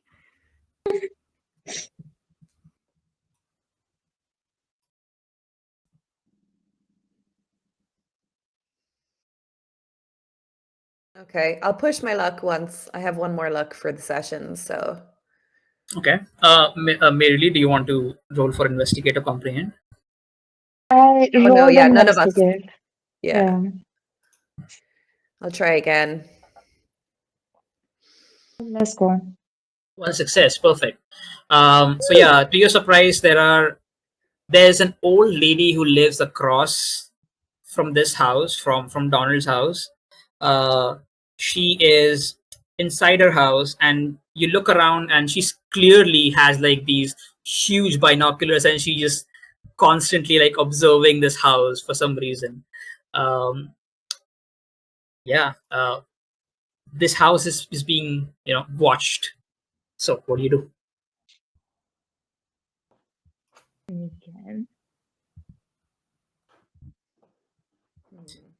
If you want to, you can roll a contact check to see any one of you can roll a contact check to see if you know this old lady or not. Okay. Mm. One. Okay. This woohoo. is old lady. She's Granny Martha, and she is a bit of a gossip. You know her because maybe one of your mom's friends visited someday and she brought her on for like some event at your house. Doesn't matter. But yeah, you know her, and because you're like so, outwardly, and you know people, you just know that she is the local sort of gossip, old lady kind of person, um, who is very intrusive, like wants to know everything about everyone, what goes on, what goes on in the neighborhood, what goes around in at the neighbors' houses. Um, you maybe, I don't know. Let me know if it's okay or not. Maybe you're not quite fond of her because she maybe reminds you a little too much about yourself. So Yeah, Jenny's like flash forwarding about 60 years into the future and just being like, oh my God, it's me. so what do you do? So she does see us. She hasn't seen you yet. Oh. You're slight. I would say you're not quite in her field of vision yet. But if you do sort of get closer to the house, she has a huge binoculars. She's just spying on this whole thing, like she's on like, yeah, some scouting mission or whatever. If you approach the house, you will definitely be spotted. Should Okay. one of us go distract her, talk to her? Yeah. Okay, I'll go because No, I wait, you I don't. have the best in with Stacy. Ugh. But I You, also have I'm the most charming of all three of us. Like both of I you put do together. have like 6 charm, so All right then. Do you want to go and I talk to the could old lady? try. Yeah, I'll go to distract the old lady. I mean, I'll happily sneak in, but I'm not too sure how Stacy will feel about me sneaking to her front door. I mean, that's the issue, right? All 3 of us have to pass the sneak check then. Yeah, true. So I'll go distract the old lady. I'll talk to her, give her gossip about other things in the town I probably might have heard You from. knock on her door. She opens up. You get that small window where she sort of walks out of the range of the, puts her binoculars down. She's away from the window as she comes down to open, comes down the hallway to open the door. She looks at you. Ah, Mary Lee. Uh, what are you doing in this part of town?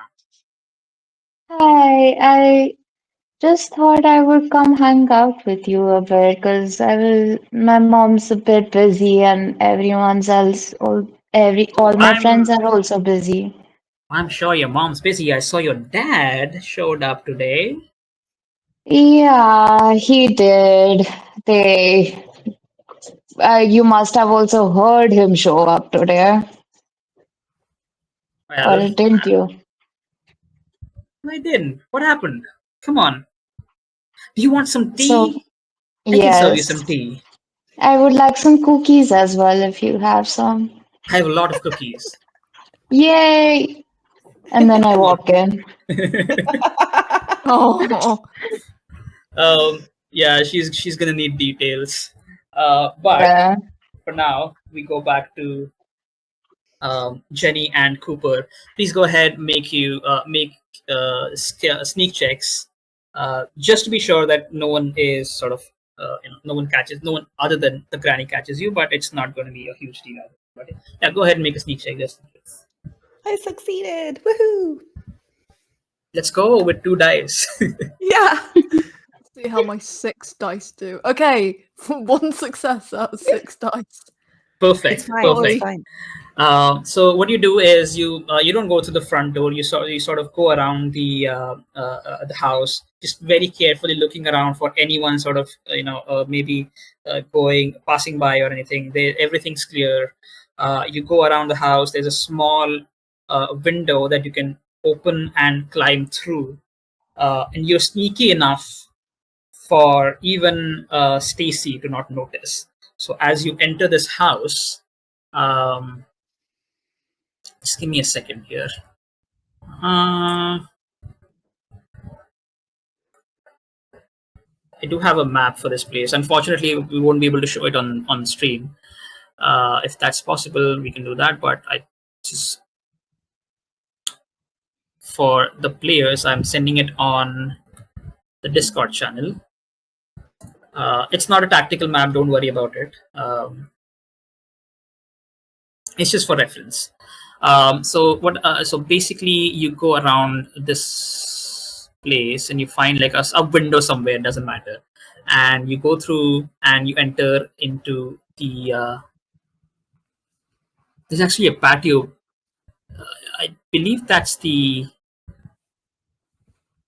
Oh, there's a front side. So the left side is the front side, and there is a back door, and there are windows through the back door, I believe, because it's very weirdly. This is a very weird architecture for whatever reason.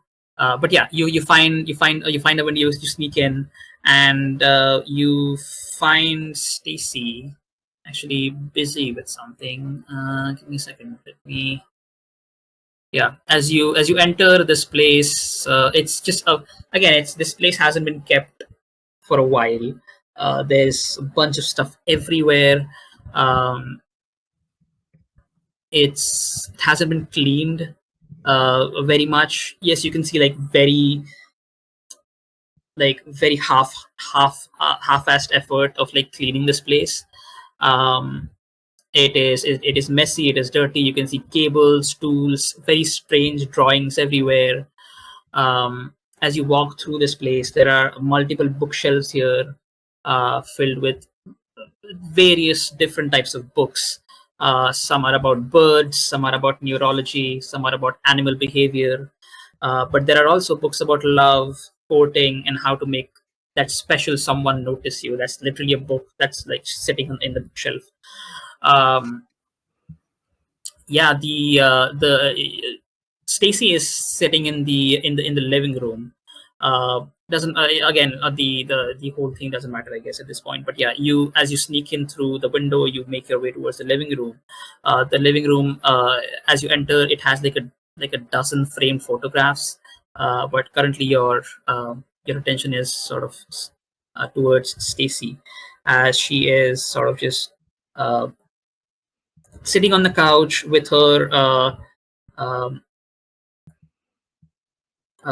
dog, and she just scratching the dog and probably like reading a book or something, maybe one of those romance novels that the bookshelf has.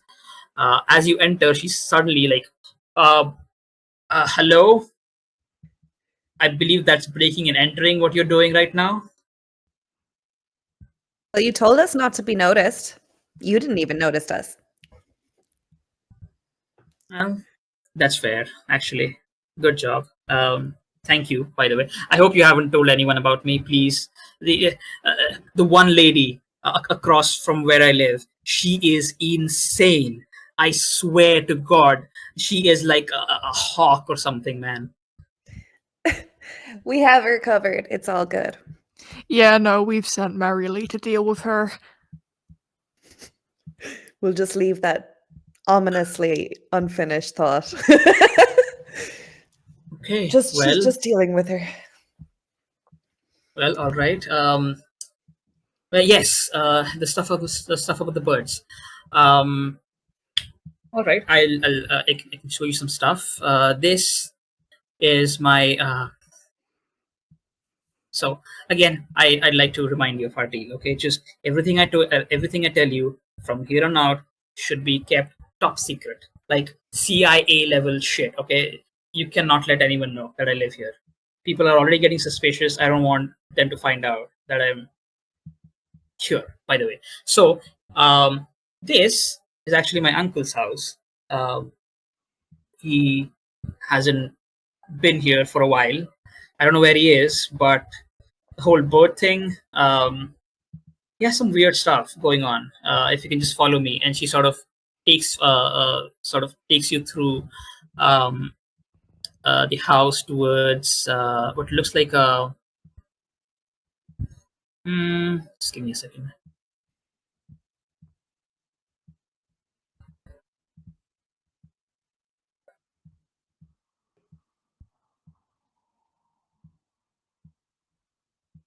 What looks like almost a workshop towards the garage part of the house. It is this huge, very even as you enter, like the amount of machinery and the amount of tech that this place has, it looks like something out of a even for your eyes as you sort of live through the age of the loop, it looks like something out of science fiction. Just monitors, keyboards, blinking lights everywhere, um, multiple workstations, just computer chips, parts just strewn about. And in the middle of it all, there is one work table which has a bunch of birds, uh, which look like they have been sort of surgically worked through.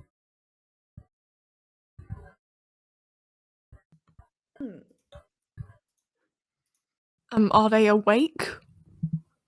No, they're dead. One of them, one of them I actually caught myself. When I got intrigued by the whole thing. They attacked Ham, and I actually managed to catch one of them. Did some of my own research, but it's I've really no idea what's really going on. I've some idea, but for the most part, um, I know that my uncle was involved in this, and he hasn't showed up here in a while. So if someone has answers, it's maybe him. And of course, you can both of you can roll an investigate check. But if you want to look around, you're free to do so.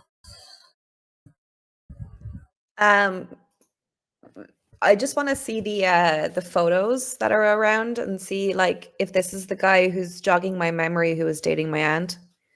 For sure, for sure. So it's around the living room. So as you walk around the living room, you see yes, a bunch of like a dozen or so framed photographs of famous scientists. Next to Einstein hangs a photo of, yes, the woman you remember, Diane, a middle-aged woman with curly blonde hair, white clothes, and a proud gaze. Yes, this is your aunt Diane. On her lab coat, yes, on her lab coat, she's actually, this is a work uniform or a work attire. She's wearing a lab coat, and on her lab coat there is a pin with a yin and a yang symbol, with yin and yang symbols. There are also many frame photographs of Diane and Donald, with some of them are group photos, some of them are not. Most of them are group photos, and Donald is usually often in the background, and you see him sort of smiling insecurely, just gazing towards Diane. So I'm gonna just nudge Stacy and be like, "Hey, we're basically sisters. Check it out." Actually, you know what? You kind of remind me of my little sister. Yeah. Sure. Okay. Well, I don't know about little, but whatever. Well, you said it. I didn't say I was gonna be the little sister, but whatever. I'm clearly older than you. Yeah, but that's I don't care. Okay. So anyway, we're not sisters anymore. You're taking it too far.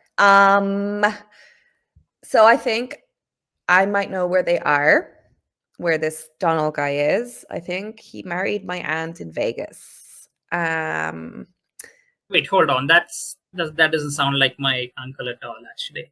Well, that's him right there in the pictures, and that's my aunt. And he's clearly obsessed with her. So He's always kind yeah. of been a shy guy, I guess. Well, my The- aunt, I didn't even think she knew how to love. So I mean, good for them. So I can well, always if just like try to get well, if in they're touch with in, her. well, I can tell you they're not in Vegas Oh, well, that's because where I knew they were last. I would know if he showed up. Oh, I'm from okay. Vegas. I'm from Vegas. I just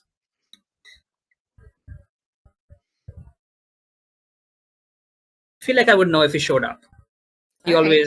he always, whenever he does, he shows up at our house, and he hasn't in a while. Then I kind of ran away from my house in Vegas, and I was sure that I could find him here, but when I showed up here, he wasn't. It's been 2 weeks, more than 2 weeks actually. Um, no idea where he is. I guess I could like get my parents to contact my aunt and check in with her. I don't know. We can find him. Well, if you could, that would be great. Although, I'm kind of doing fine on my own actually. Don't know if I want my uncle to get involved. Stace, babe, we need him involved because he seems to know a lot more about this bird situation than we do. And if you want to keep Ham safe, like you said in your pact, then we need your uncle's help. Make a charm check. Okay. Cooper, go ahead and make an investigate check. I know it's probably not the best thing for you, or comprehend, or whichever skill that you think it will help you figure out this stuff. Oh no, Um, there's no successes. I'm assuming I'm still in the room with like all the little experimental stuff that she's been doing. Yeah. Yeah. Oh, Okay, that's so a 5. Oh. both of you have, I might check my pride for an automatic. Okay. Oh. Okay. You actually didn't I say that you had an extra? Oh, that might actually be merely anyway. Yeah, it's merely, I think. But yeah, my pride is that I know everything about everyone. So I don't know. I could use my charming contact network to like to maybe so what I could do is I could ask my parents just to get in touch with my aunt because I want to like read a book that she, I don't know, co-wrote or something, and I won't mention Okay. Donald at all if that makes Stacey feel any better. Okay, sure. You can check your pride, and with that, you get one automatic success. And Stacey's like, okay, fine. If it's for Ham, I'll do it. Sure. Just when you find him, uh, don't tell him that I'm staying here. Okay, just let him find out when he comes back. I'll handle him. I just don't want him to go out and call my parents. Just I don't want to call. I don't want to call back home. That's it. Okay. So Jenny put a hand on Stacey's shoulder in a sisterly fashion because I get it when I don't want home to know what I'm up to as well. So my lips are sealed. Okay. Okay. I appreciate that. Okay. So Cooper, do you have a luck point? Do you want to reroll? Do you want to push, or do you want to check your pride? Yeah, no, I've already checked my pride this thingy, haven't I? So I'm gonna Oh use yes. I'm gonna use my luck and see if that does anything. So Okay. what do I roll? That was investigate.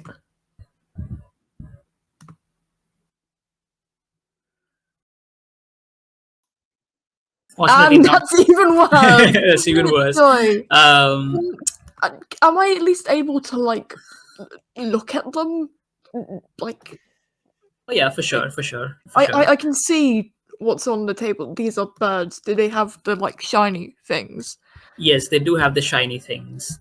Okay, in that case, can I try rolling a calculate instead? You can, yes. Which I have much better in.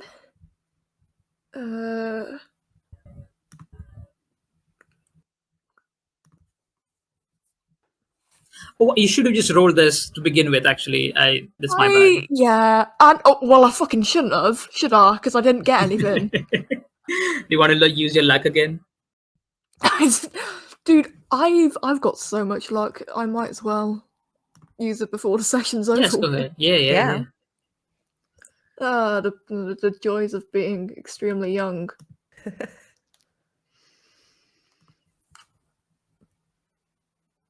Oh wow, you still have a choice to push. God. You still have the choice to push. Take a condition and reroll the whole thing again. Do you want to do that? I'm using everything I have. Come on. Let's go. Yes. Okay. 2 successes. Woohoo. Which condition But do I you did take? push. As you're looking through this stuff, trying to figure it out, it's very difficult to rack your brain to sort of rack your brain around. So God, what what's are going the on? What's going on conditions with Cooper? How is he figuring this out? Oh, what are conditions again? I keep. So there are five. So there are four conditions. One is upset, scared, exhausted, injured. Okay, I think he freaks himself out by the fact that these birds. There are dead birds on a table, and he's seen plenty of dead birds in his life, but to have them, to keep them and just put them, he just gets a bit freaked. Yeah. Okay. Perfect.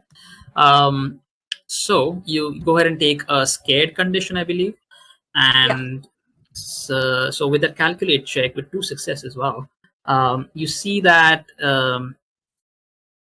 these chips, these microchips, there are like there are these multiple there are drawings of birds and microchips all over this place, like strewn about in paper. Like some of them are like very rough sketches, some of them are actually blueprints. You manage to study them. It takes you a while, as Jenny and Stacy are having the conversation outside. You figure out that they are meant to be used, these microchips at least are meant to be used to build a machine that will attract birds automatically towards it and then modify it. um, there is a need for some manual surgery, which you also see, like some books about doing surgery as an amateur or whatever, like something like that. And yeah, some first aid books maybe, and some very dodgy surgery books just thrown about as well. There's surgical thread, there's needles everywhere. The chips are supposed to let, and as you go through, flip through all of these papers, the chips are supposed to let a person control the birds, but the blueprints seem to be missing details on how that control will work. It's as if, and this is because you got another success on that, it's as if uh, these blueprints are incomplete, as if the person who was making these blueprints stopped in the middle of work. They might know how to complete it or might not. That is something that it's out in the air. But yeah, that is information that you can get with also that extra success. Actually, you do find under the work table, there is a with additional success, you find a diary that belongs to Donald.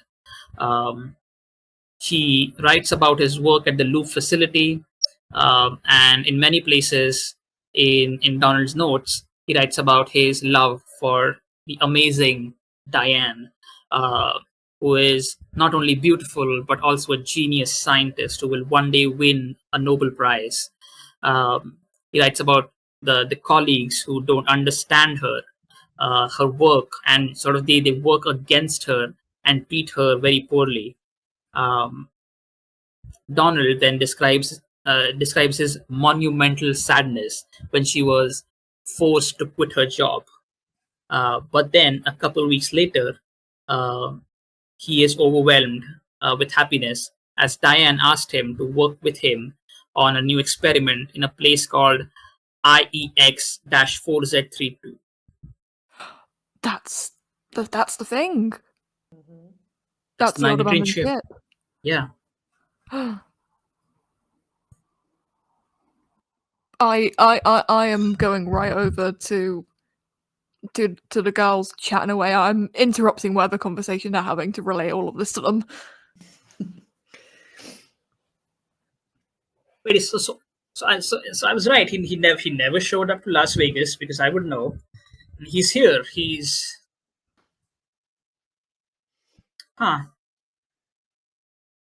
well. Yeah, you seen any old abandoned ships around? The one that you the one that you mentioned. I tracked some gulls out into Lake Mead. There's this one island called Sentinel Island, and I believe that is where they are flocking towards. If there's a place that all of this would be happening, with all the evidence suggesting they are working with birds to control them, which is wild. That revelation right now. Actually I might need a cigarette to just cool off. But yes, with all the evidence, it seems that the ship should be there. But if you want to confirm, I think the public record should have that. It should have them as well. Location of the ship. Sentinel Island. I know there was a lot of words. I'm just a bit, learning about all of this is just a lot.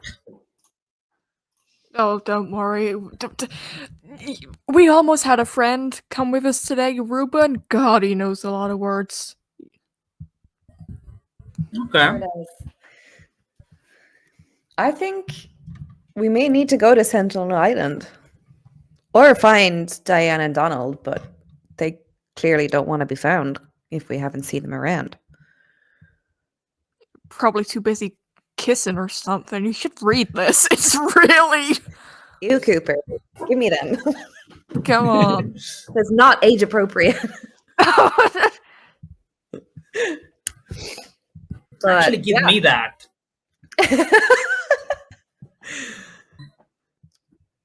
We're all just like playing. I'm the one who found it. I wouldn't know what my uncle is up to. Oh, finders keepers. I want to know what your uncle is up to. Well, he's my uncle, so I get dibs. Yeah, that's fair. Yeah. Dibs on my uncle.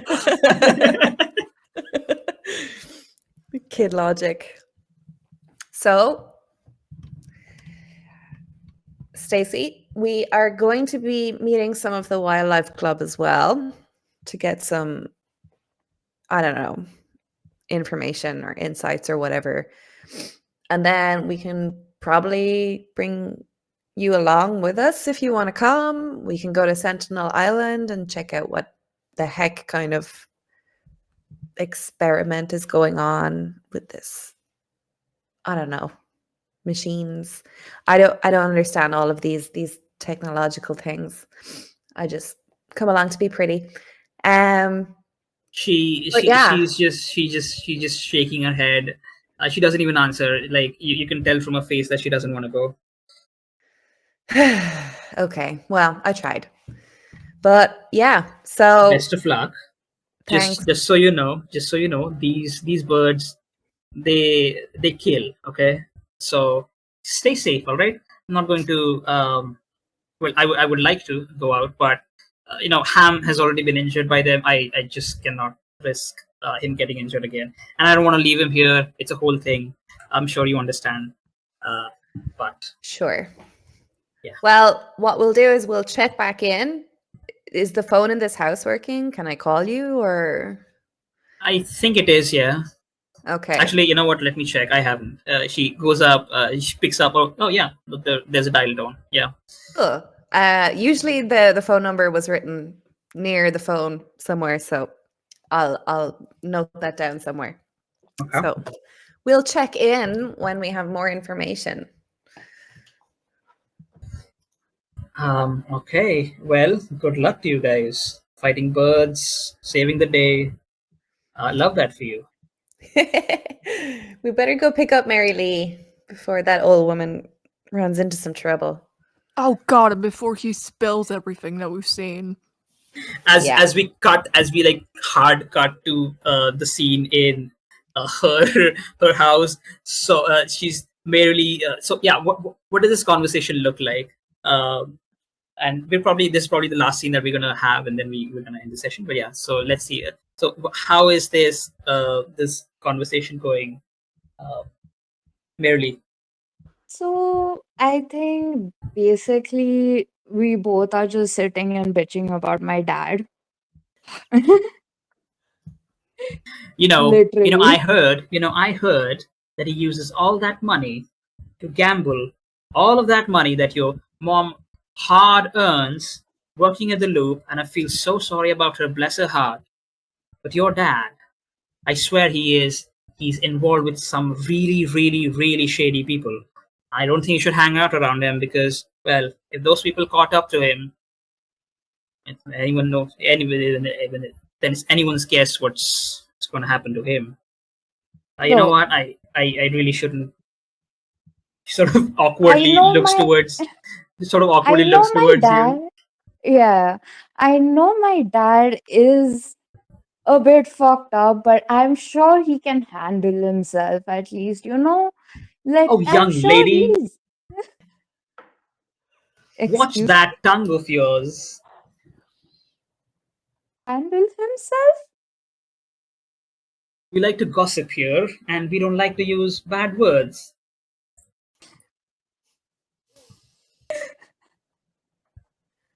Sorry.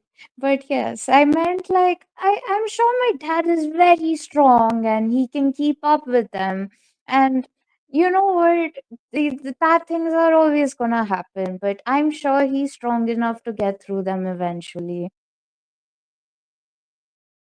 Like, You know I what? want to bitch That's about I mean, sorry, I want to gossip about my dad, but I don't also want to like hear something bad happening to him.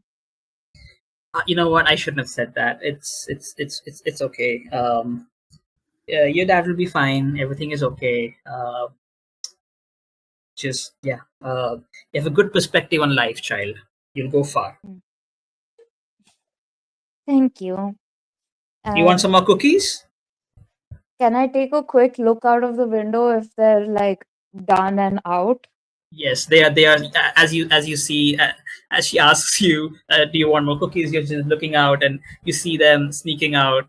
Very sort of Pink Panther sort of walk. Yes, as as they look towards you, they wave their hand, and you know that that's your moment to get out of here. Yeah, so I'm like, no, that's fine. I think I've had enough cookies today. Wait, Thank you no, so much. I thought we were gonna talk about your dad some more. I need more details. What were they fighting about?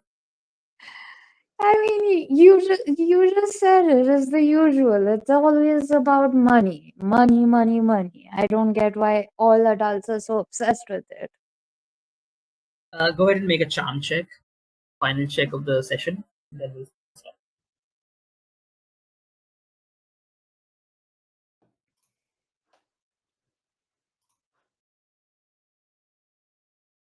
2 successes. Sorry. 2 successes. Oh wow. Okay. Uh, so just give me 1 second. Uh, okay. So with one success, she's like, "All right, fine, but you better come with more gossip next time you're around here." Um, Also, with your bonus effect, you can have additional successes or additional effects. She keeps, so basically you can have additional effects, like and I'll list them to you right now. So you can keep you can make her keep believing in you. So whatever you tell her, she just keeps believing, and she's just probably going to spread more rumors in that regard. Hmm. But you have formed a long lasting relationship. She will take risks for you. I don't know if you want an old lady to take risks for you, but anyway, she will try to persuade others to believe in you. She's frightened, confused, or impressed, or she's infuriated. So which one do you want out of these? Forming Actually, a long-lasting relationship and then persuading others to believe me, isn't that similar? Like, no, it's quite different. oh, okay. So forming a long-lasting relationship with this NPC in particular, and then Hmm. this NPC will try to persuade others to believe in you. So they will, Okay. yeah, they will basically, um, what do you say? They'll maybe And they, so I get that. I yeah. just Sorry about that. wanna know that do I think that we are gonna keep coming to Stacy's? Because I haven't had like I don't know the interaction that happened between them, right? So do I think we are gonna keep coming to Stacy's, to Donald You, Dixon's house? I right at this moment you don't know, but this is an out of character decision, so it's fine. Okay. You can make it out of character. And then I think I will form a long-lasting relationship. Okay, perfect. Yeah. So with that, she waves you goodbye as she sees the two of them just out there hanging out around their bikes. Um, I see your friends are here. Yes, I told them that when they get free to come pick me up over here, You because will I'll be not be hanging getting out into with you. trouble. No, obviously not. We're just gonna go probably back to the library to just learn and increase our knowledge. Well, if you see someone, if you're around if you're around the block, and if you see someone go into that house in particular, you come Hmm. back to me and you tell me who's in there. Sure. I'm always gonna be giving you some tea. Don't worry about that. As long as you're giving me tea. Okay, well, off you go. Yeah, so then And I run back and catch up with them. okay, and I believe that's where we will actually. What happens? Just stretch this like for like 5 to 10 minutes more. What is the future plan for these kids now? Well, I might roll. I was going to do this in the next session, but I might roll lead just to try and to motivate us up and also to heal Coop's condition.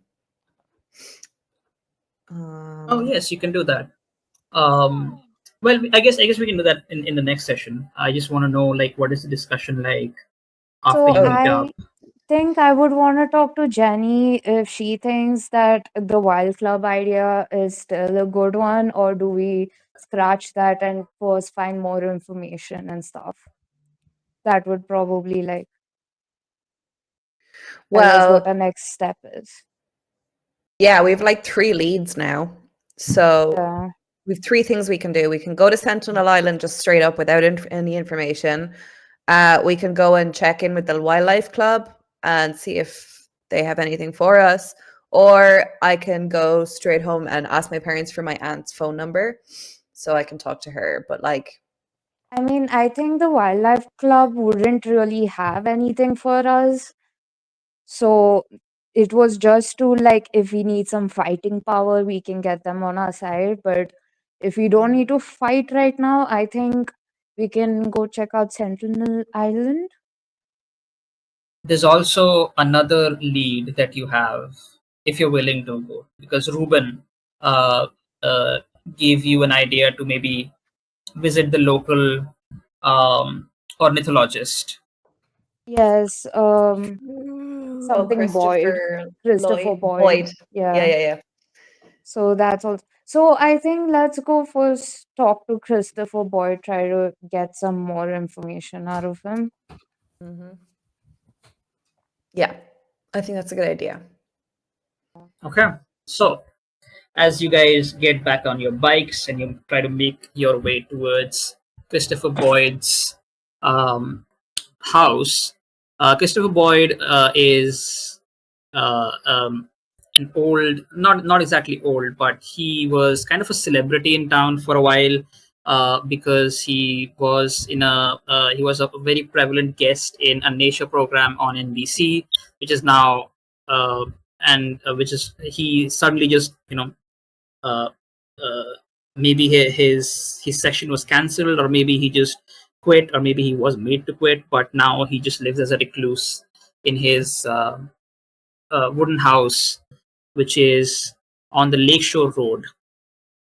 So as you guys make your way towards it, um, you guys start to notice a lot of dead birds on the side of the road, on the sidewalks, and not exactly sidewalks, because mostly other than the gravel road itself and some of the well-made roads, as you guys make your way towards Christopher Boyd's house, towards the side of the roads, there's a bunch of dead birds of various varieties, not just pigeons, but there are also pigeons involved as well. And it's just sort of like it's just sort of like an ominous thing in the back of your mind. Well, yeah, the violence is clearly increasing, and more and more birds are getting hurt, and they're dying around you. Nothing has really happened in front of you, but just as you are, you know, just as you have that thing in the back of your mind, you're seeing all these birds dead around you as you are straight making your way towards the house. Um, all three of you notice that there is a huge flock of seagulls behind you, and they are in this almost like a triangular um, pincer formation. Almost looks like a very strange militaristic um, formation, as if they're just going to try to attack you, because their trajectory is they are flying incredibly fast, and they're flying towards you, and they are being led by this huge bird, uh, slightly light brownish in color. For a fact that this bird is a ghost hawk. It's not very common in these areas.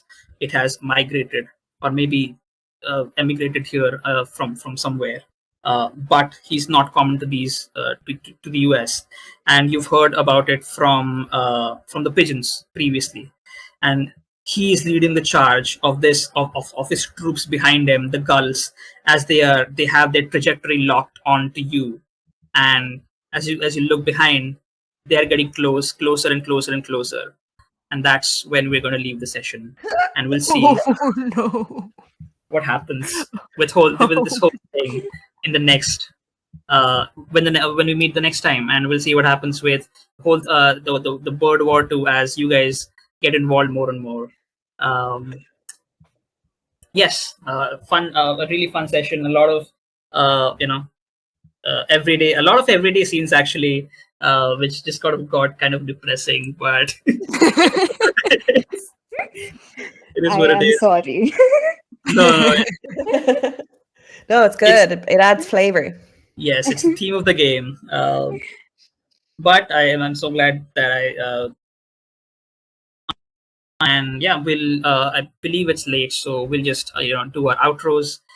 This was the second episode of Summertime, or Summer Break and Killer Birds, the first mystery in the 4 seasons of Mad Science. We'll be back with the third episode next 2 weeks from now. This is your GM Void, signing off. You can find me on Blue Sky and X or Twitter at Articulate Void. I usually talk about TTRPGs. Recently, I've been obsessed with Arcane, so you probably see a lot of like Arcane fan art or whatever there. And sometimes I talk about X Files as well. If you want to talk about X Files, you come to my Twitter or my Blue Sky. So yeah, I'll see you guys there. I'll let others do their outros now. Please go ahead, guys. Well, I'll go first again, I guess, in true Jenny fashion. I have been and continue to be Aoife. You can find me on my Blue Sky. Most of all, I've kind of just dropped off the other one. The link is in chat. Otherwise, it's just my name. But yeah, so keep an eye out for me. I don't know, showing up in some APs around the place. But yeah, otherwise, I will see you in 2 weeks. I have been Milo. You can find me on Blue Sky and Tumblr at Mintalicious. You can also find me on Twitter if you're insane. And yeah, I'll see you guys in 2 weeks. I'm Stonari. You can find me on Instagram. I'm not really active on anything else. And Twitch as well. I'm starting it up again. That's about. I play a lot of RPGs. But yeah, that's it. Awesome. I also want to finally shout out the amazing character art that Milo did for us. Thank you so much. It's amazing. I love the kids. They're amazing. They look so cute and it's really nice. So thank you, Milo. Please go check them out. They do amazing art. They talk about bugs. If you're into bugs, that's another one. Yeah, no, if you're scared of bugs, do not follow me. Yeah, please go check them out. They're also an amazing artist. So yeah, that's it. Yeah, I'll see you guys in 2 weeks. Bye-bye. Bye.